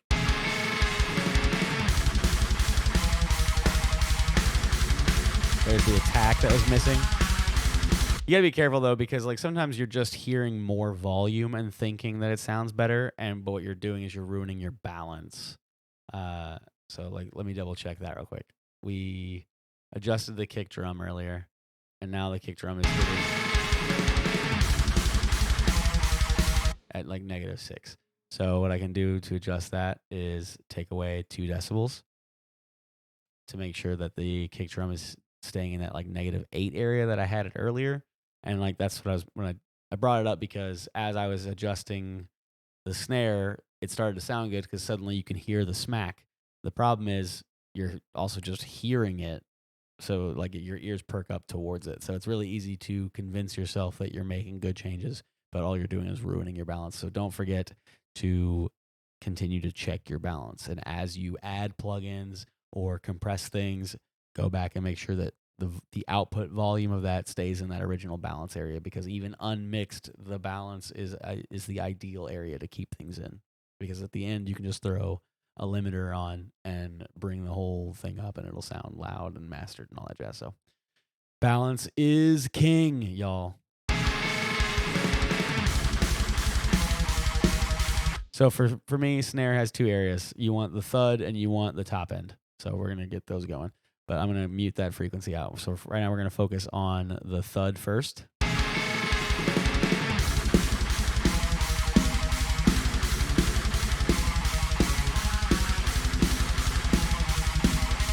That area right there sounds good to me. It's just really loud right now. With lower frequencies, it takes longer for the wave to like loop back around essentially. So when you're EQing, you want to like a little bit more of a more broad band and less like surgical. And then as you get into upper frequencies, they start to happen so much more often that if you do a really wide band, notch or boost, you're going to be boosting a lot of sympathetic frequencies as well. So like it's especially important when you're like cutting things out, that like some of those frequencies in the area, there might be like a one that's really heinous, but like if you spread too far out, you start to like make your guitars, for example, sound really like behind a wet napkin or something. It's just, you want to be careful about that.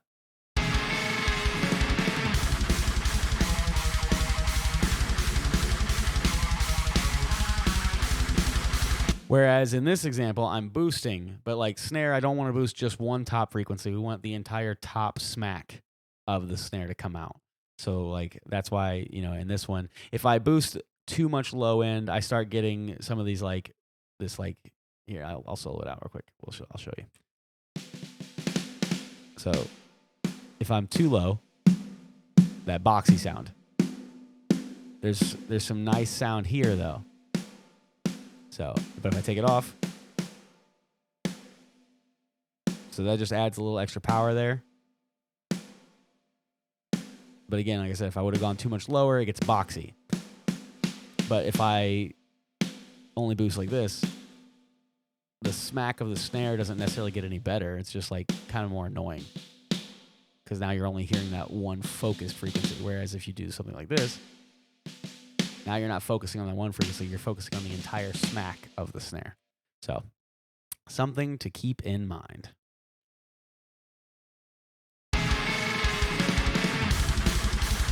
Now, real quick, in solo, I'm going to look and see if there's any annoying frequencies. So I'm going to set this last one over here to peak. And we are going to hit play.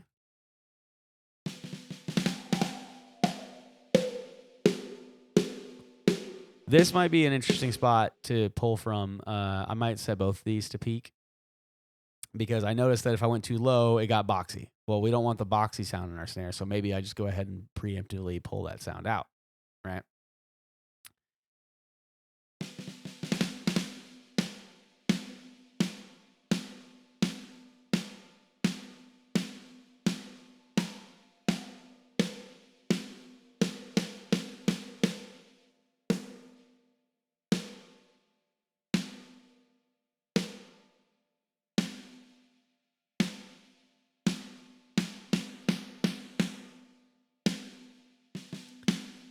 I think that's going to work right there. So now I've got it EQ'd kind of how I want it. If you want to do your gain staging properly before I go through and start turning on the other stuff, let's hit play and kind of see where the snare's coming in at. The snare's coming in at -7, -6.9. I wanted it in that like -8 area, so like I can actually preemptively adjust before I even get to I'm going to take away like 1.5. And so now it's kind of back in the area that it's supposed to be before I start worrying about compressing. So that's how you kind of try to maintain your gain staging and your balance. Okay, I said balance earlier. I meant gain staging. Gain staging is where you if you want things to hit 0 at fader, that's one way to do it. But then you got this like general idea of balance with how you approach that kind of gain staging. And then mix balance is choosing what is the focus of your song at the time. I used the wrong words. That's why I said you should go to urm.academy and not try to get all of your mixing advice from me. But I like to do this stuff. I like to do it quickly. So hopefully this is helpful in some way, especially for the people that maybe are trying to figure out how much time they've got to work on things. And maybe they're like, hey, I don't have time to go become the world's greatest fucking mixer. I still say you should go there because the information they have is wild. But moving on. All right, so a clipper is just going to do this. You can like set your output volume. So like now the output volume can't go beyond this negative 7.9. Oh, well, I lied. It did it anyway. That's weird. It should not have.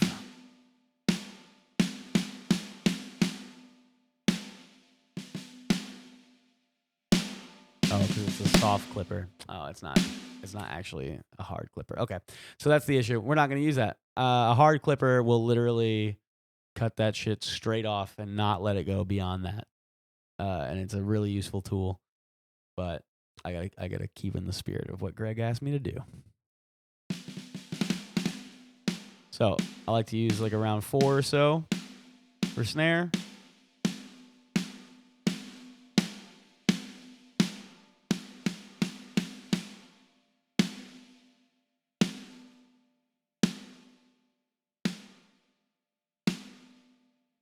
All I'm doing here is trying to adjust at like how the characteristic of it sounds. Like if you come back all the way over here, more of the attack comes through. If you clamp down on it right away, it like controls even the transient more. So you want to find that like balance. For snares, because I don't have a transient designer right now, this is how I'm going to make sure the transient still gets to come out.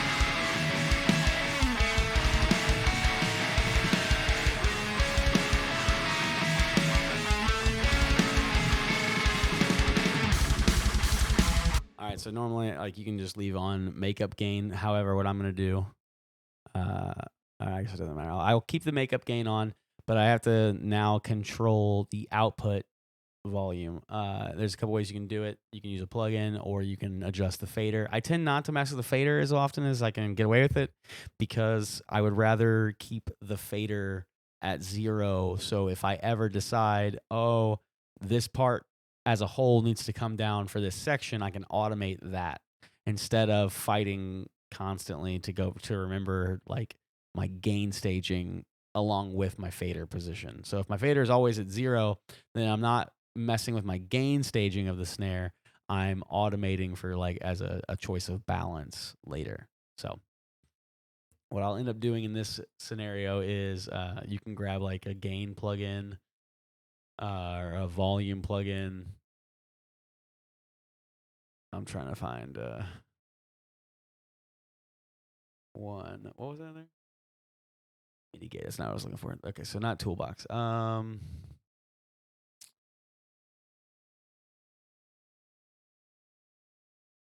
mean, realistically speaking, I've got more than I know what to do with. So what I could do is honestly just grab another EQ, but instead of actually using the EQ section, we're just going to use it to turn the volume down.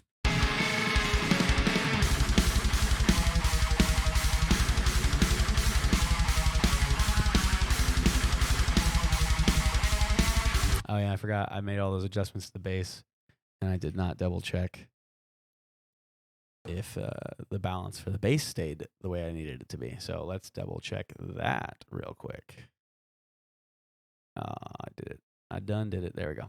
All right, so now the bass is coming in at -5. Yeah, that's when I was EQ boosting.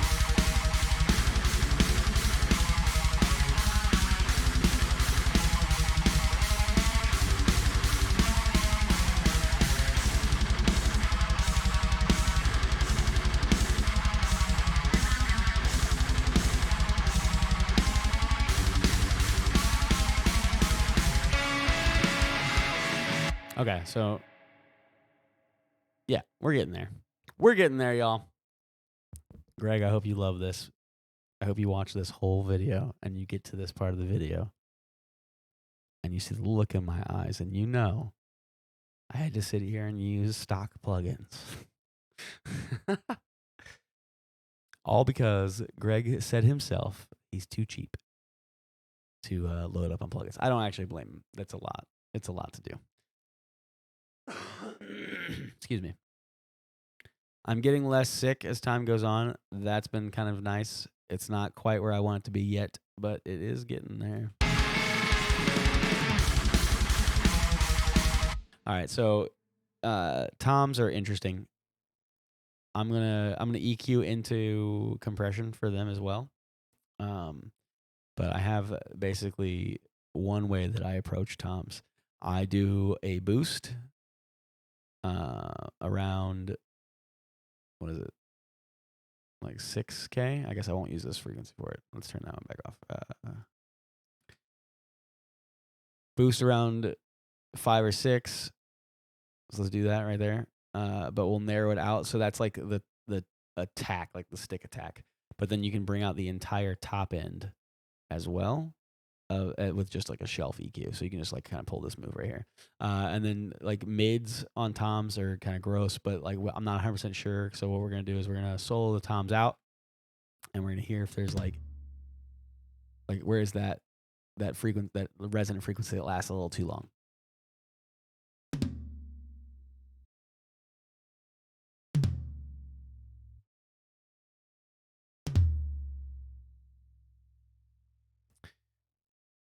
This is interesting because like you can boost the low end, but you want to like try to keep it out of the way of the kick drum as well. So that's kind of the goal of that particular EQ move. And it's honestly, it might not even work exactly how I want it to, but we're going to see how it sounds real quick.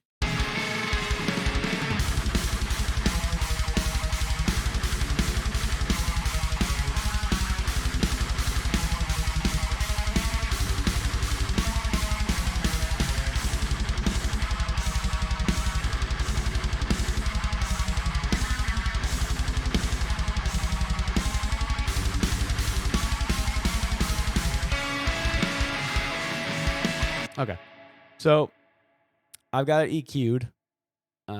Most likely it's still...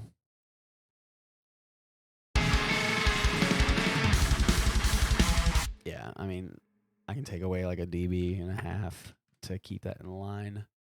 But it's going to need compression real bad. And if you remember when I was doing compression a minute ago, there's a way to control it to where it helps the attack come through. Massively important for toms. You can also use a limiter to do it. There we go. Limiters are fun. Like, depending on if it works, like if it doesn't work, like the clipper didn't work, then we'll figure that out here in a second. But so like, yeah, it kept it in check. Yeah. I'm gonna go ahead and throw a compressor on though. So you can stack stuff. You can honestly, there are no rules. But since I'm using stock plugins, I'm like having to find unique ways to do it. The limiter, here's what the limiter is doing. Okay. If I turn the limiter off. But if you watch this menu here,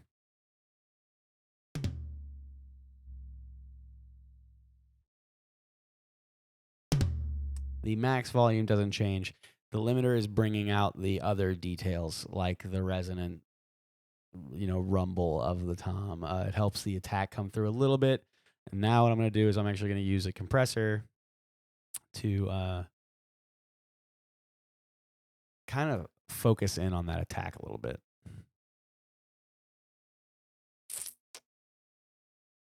I'm sorry, that was right in the microphone.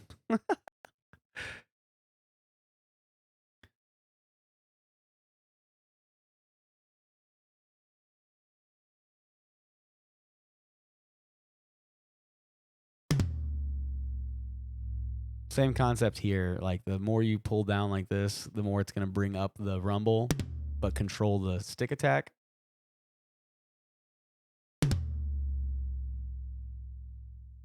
So putting those two together lands just like this.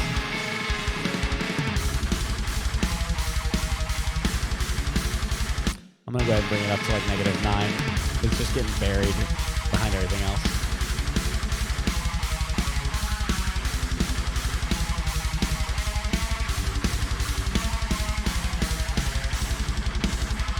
All right, so cool. The shells are starting to sound decent enough. We're going to go ahead and throw a compressor or an EQ and a compressor on the cymbals. There's a lot of different ways to approach cymbals. I usually use different plugins for this. But essentially, like, you're going to hear in like really well done drum libraries, or if you ever get like actual drums to mix, you can hear the snare, you can hear the kick. You want some of that, but I'm going to control it a little bit. So it's there, but we use the overheads to focus on the cymbals, not the kick drum and the snare. So you can hear that.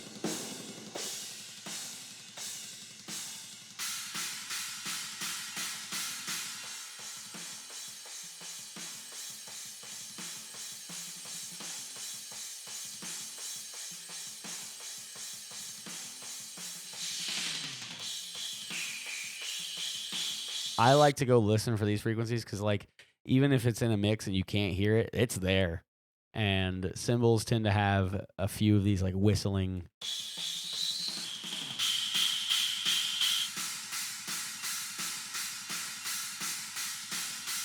Yeah, it just helps me get rid of it. I know it's there. Now I know it's not there. Now we get to throw a compressor on this bish.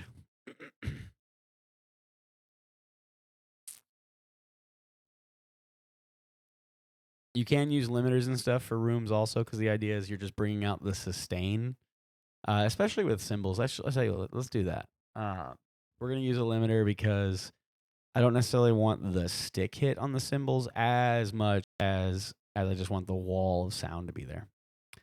So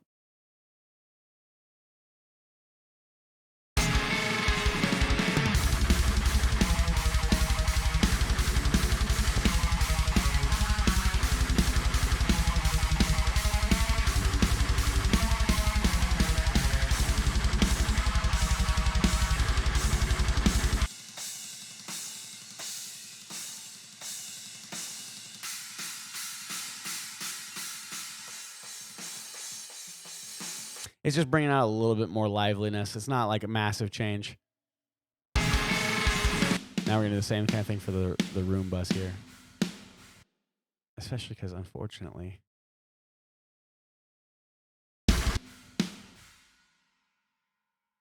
I will never understand why it's doing that.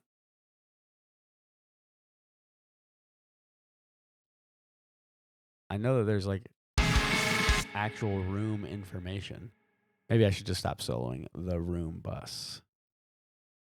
And then we'll go over here and we'll solo out the room.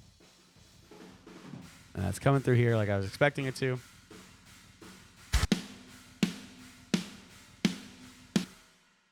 See, that's the part that's driving me absolutely nuts. I don't understand why it just like all of a sudden mutes out everything. That's a bug. I don't like it. Oh well. We'll get over it. So, on the off chance that something is coming through this channel that's not supposed to, we're gonna go ahead and process the room channel itself. Like I said, normally everything's bust because I can do different things with the bus, and a lot of times for mixing purposes, especially if I'm doing something like cymbals or like a drum room, I don't need to get too crazy with it. But having the bus, you know, I can sit here if I had multiple room type of tracks, or if I like routed out in like Superior Drummer 3, their close mics and their far mics, then I can bus all those together and just treat them as one. And that's typically how I tend to go about it, just because it's faster. But in the interest of making sure that we don't do anything weird, we're just going to jump on it here.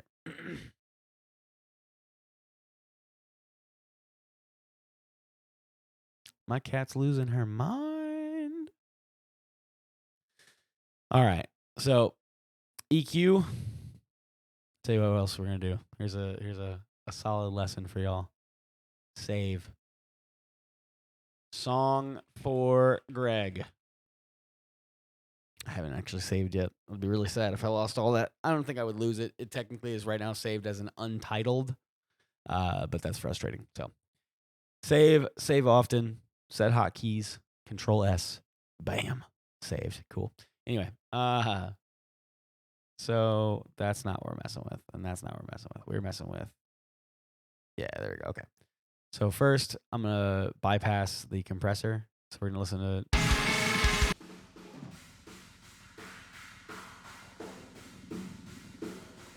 There's some good information here, annoying information here.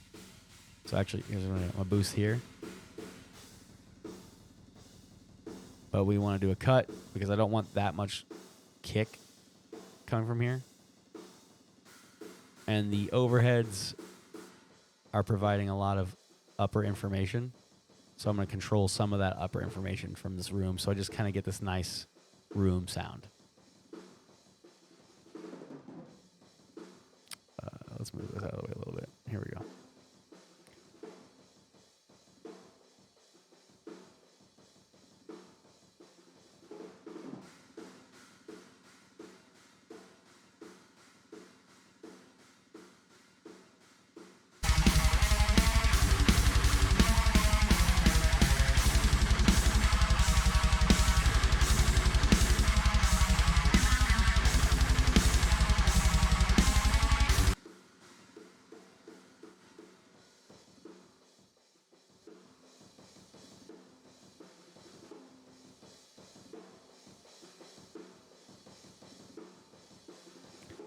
So what's kind of cool here is the drum rooms are adding a little bit of vibe to how the snare impact happens. This is what I'm noticing when I hear it by itself. But now if you put it in the full context.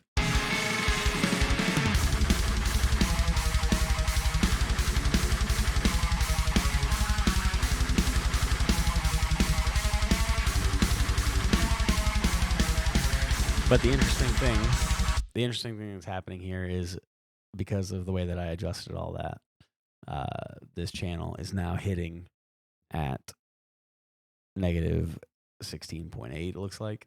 So normally I don't mess with the fader, but I'm not going to do automation at this fader. I would do automation to the bus. So in order to keep things balanced the way that I want them to be, I'm going to go ahead and just take away like 4 dB from the drum room after it's got the compression on it and the EQ. So that's why I moved the fader for this one. And now we can literally close that out. Next up is going to be guitars because we're all guitarists in Riffhard, and we got to make sure we get our guitars sounding right? So I've adjusted the balance of the drums. They're all sounding decent. I kind of,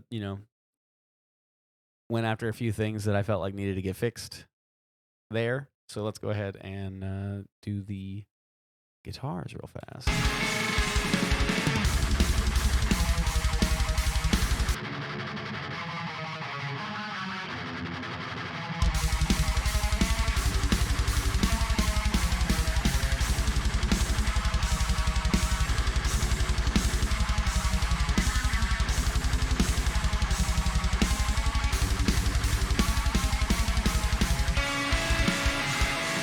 Okay.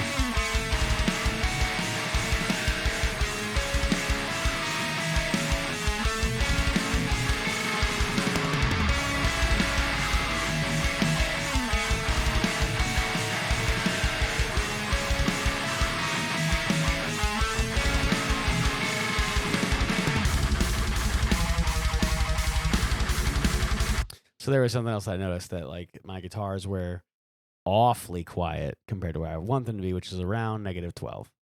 And so now we got to get the lead guitar in check.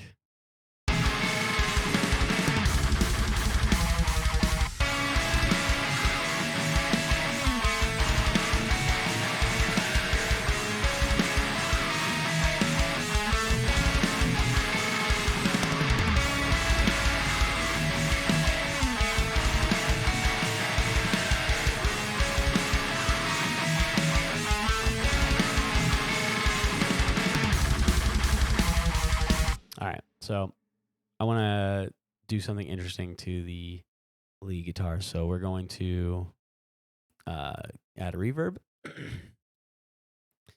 We'll go ahead and just use a Steinberg reverb because y'all should have access to something in your DAW.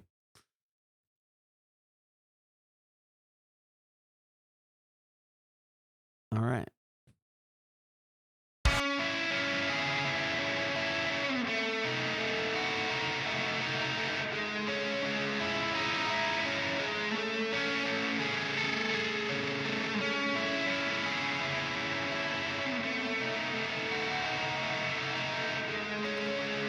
We just want a little bit of vibe there. Actually, you know what? I don't like this reverb. There's too many settings on there. I want this to be just quick, easy, and done. So we're going to use their simpler one, RoomWorks SE. Literal, simple, be done with it.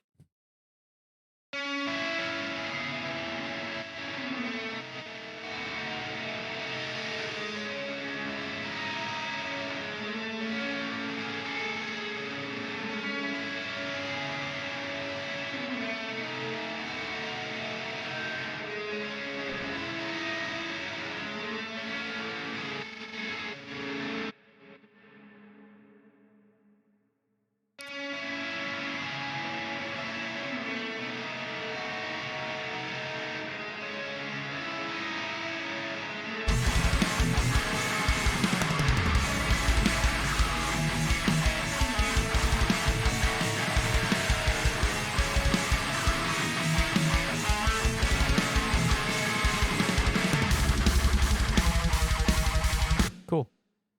So we got a little bit of vibe going there. And I think it's starting to sound decent. You can do a couple of extra things. So one of the things that I've done is I bust all of my instruments to one group called the instrument bus. And this is where compression on distorted tones is kind of odd at times. It's not always necessary because your distorted guitar tone is already coming at you like squared out, you know. But you can treat it differently at a bus level because now I could be compressing bass and guitars together. So if I throw a compressor on, you can use that to squish your instruments together so they feel more like a cohesive package. And then you're not addressing the dynamics of each individual one. You're treating them as one dynamic thing together.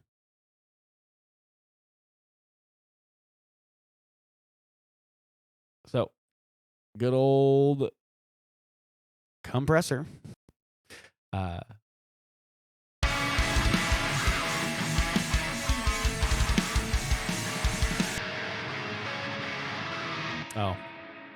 okay. Well, here I am talking about getting your bass to get squashed together, and guess what's not routed here?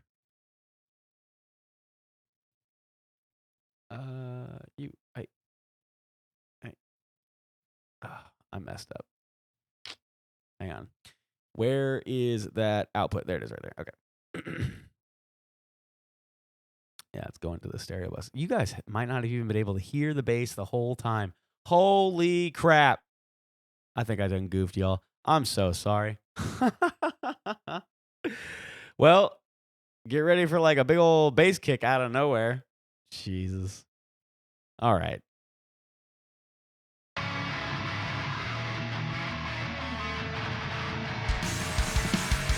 Hey, look, there's the bass that you probably couldn't hear earlier. I'm so sorry. What a silly dude.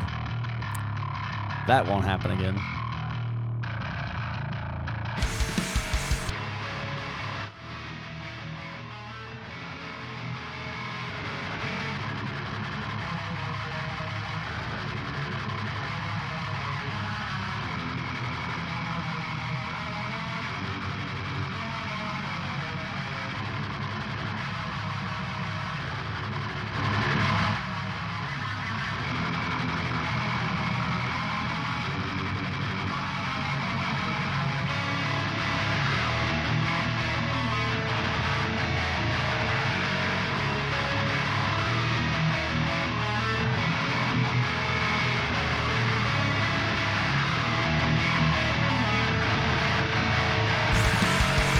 But again, I'm starting to push a lot of volume because of the compression. So.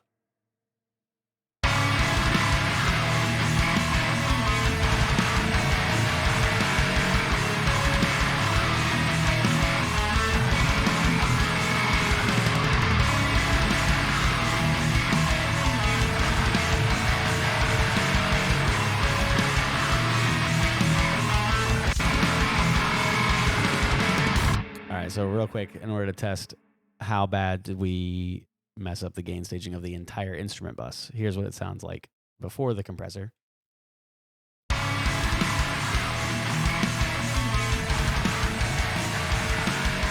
About -6. You throw the compressor back on.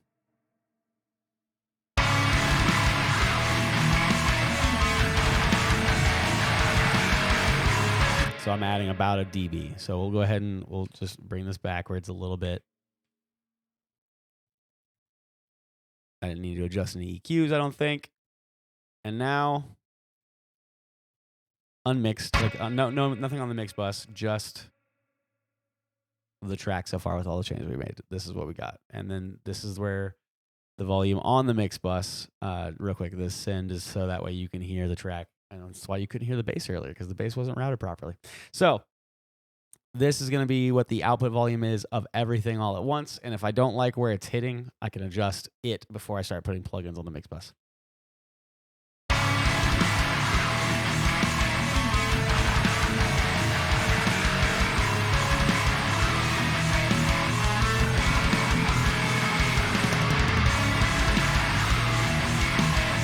-2.7 isn't bad. I'm going to go ahead and just take away another couple of decibels because I like to keep things in check before I start adding more plugins.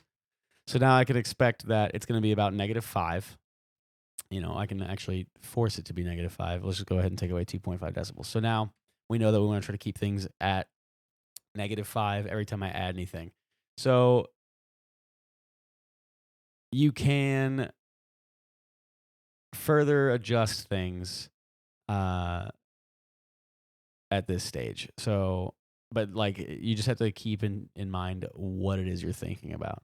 So if you are thinking about your mix and you're like, man, there's a lot of top end, like the cymbals and everything stacked together, maybe you want to like attenuate that a little bit. So then like that's because that's one of the things that I noticed. My cymbals are kind of bright right now.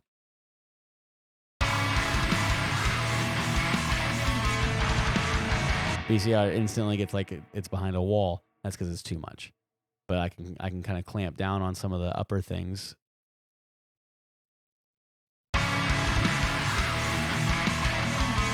It just kind of helps control it a little bit. I don't mind that so much. You can do the same thing with your low end. Because like you don't necessarily want to cut all this low end out of your other instruments, because like those instruments need that low end to sound the way you expect them to. But then you end up in this point where this is where I'm actually going to do the peak thing that I was doing earlier. You know, you don't want to like make your kick drum sound completely weak, but look what happens if I want to control the entire low end of the mix. I can just do this.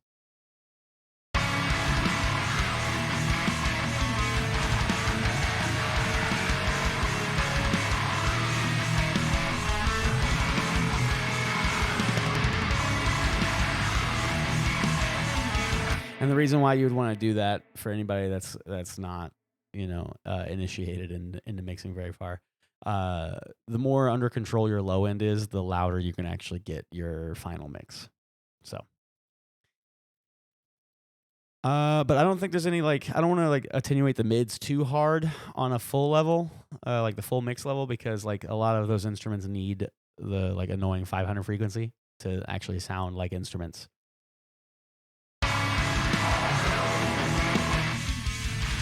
So, like, pulling all that out, you can hear how that just makes that sound really terrible.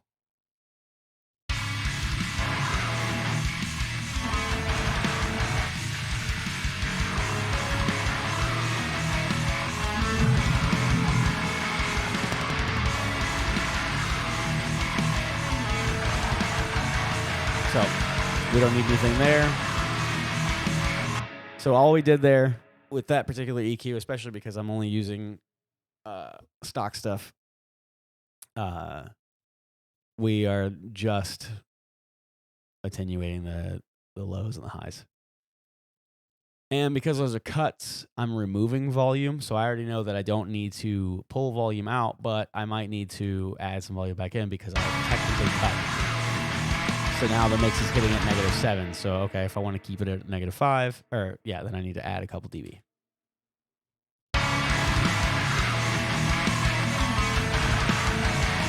So now we're keeping things in line with how we want them to be. Now I just hit -4, so tell you what, we'll just add a dB.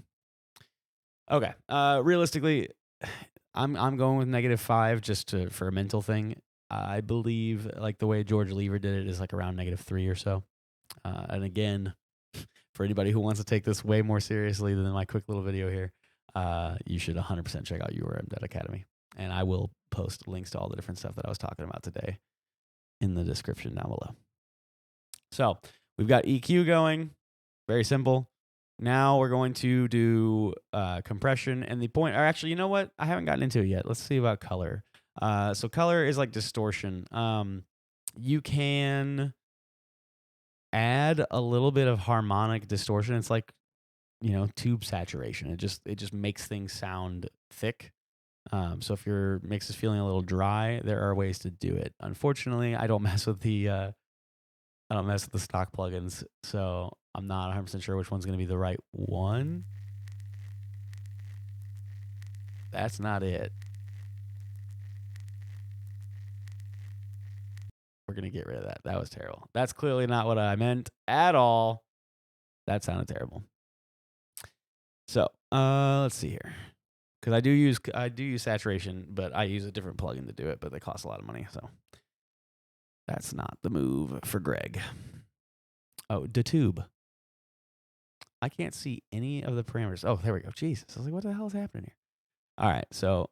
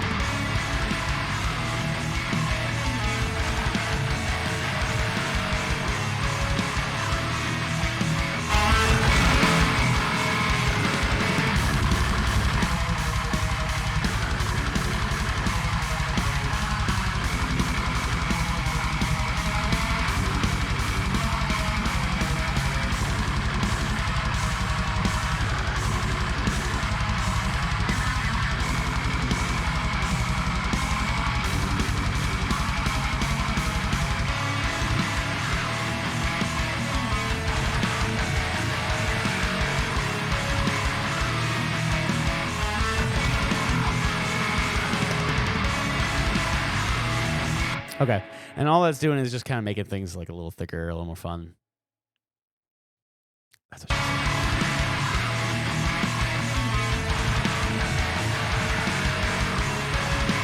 The good news is we're staying in that target area that I wanted to be in. Now for a seam, like normally you would use bus compression. If you don't have any bus compressors available to you, well, then we're gonna grab the good old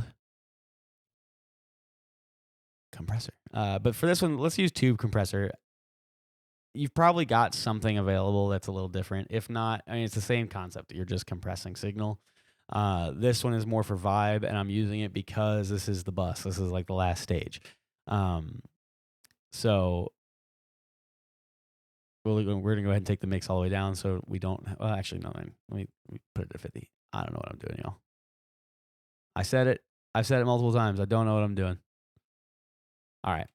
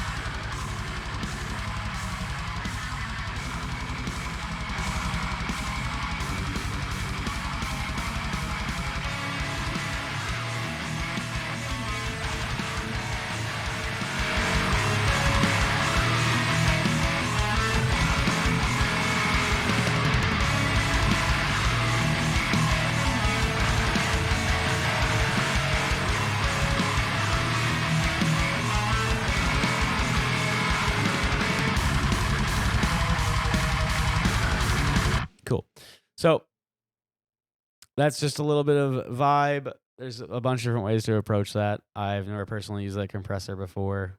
I just kind of am tweaking it until it sounds cool-ish, right? So like with it.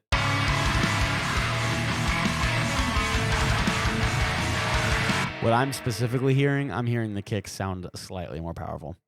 That's about it. I mean, it's definitely squashing some of the stuff together. I mean, it's being treated like a bus compressor, so it's just taking all those signals and kind of molding them together. But what I'm noticing is there's a little extra vibe on the kick drum. I think that sounds kind of cool.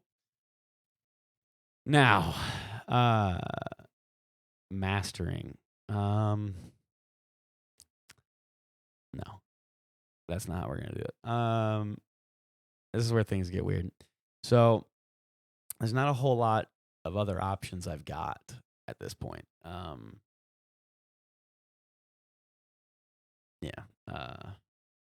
We've already added some saturation. We've got EQ. We've got compression.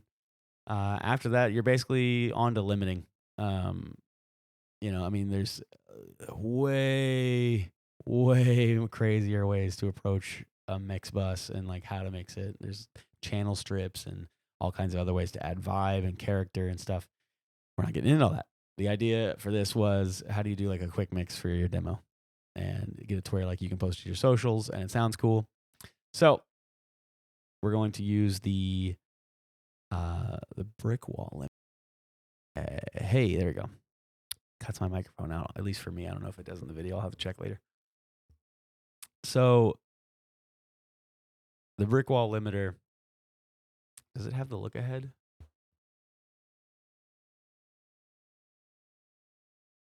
Okay.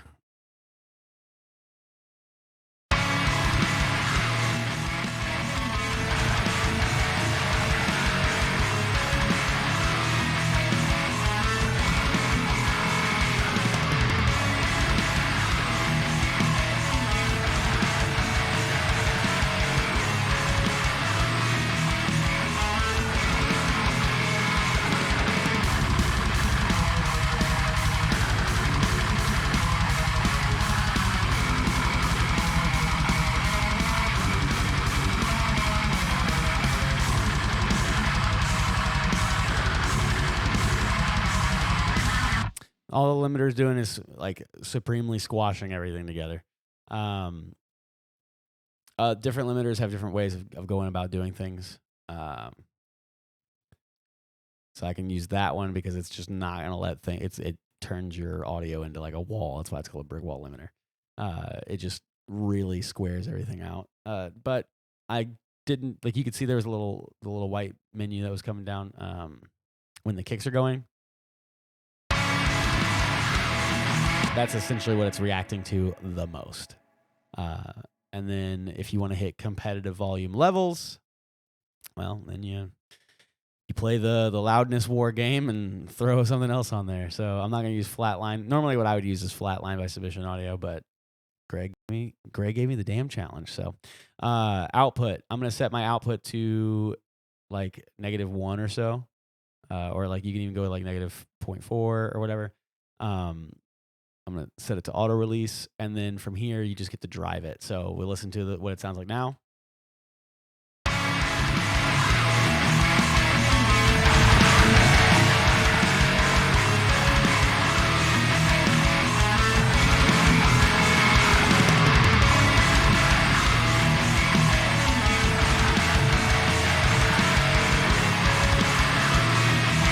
And what I'm noticing now is at this particular stage of mixing, the instruments themselves are overtaking the drums.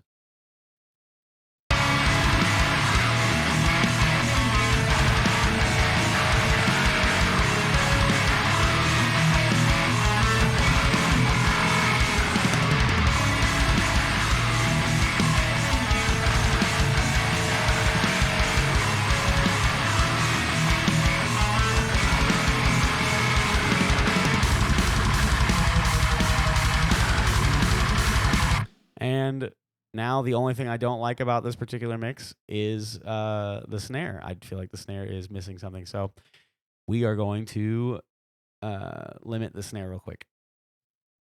so I can bring some more of the sound of that out. Dynamics. Yeah, there we go. Steinberg. There we go. All right, so we don't want the snare to hit too hard, but I need to bring some of the life of it back. So.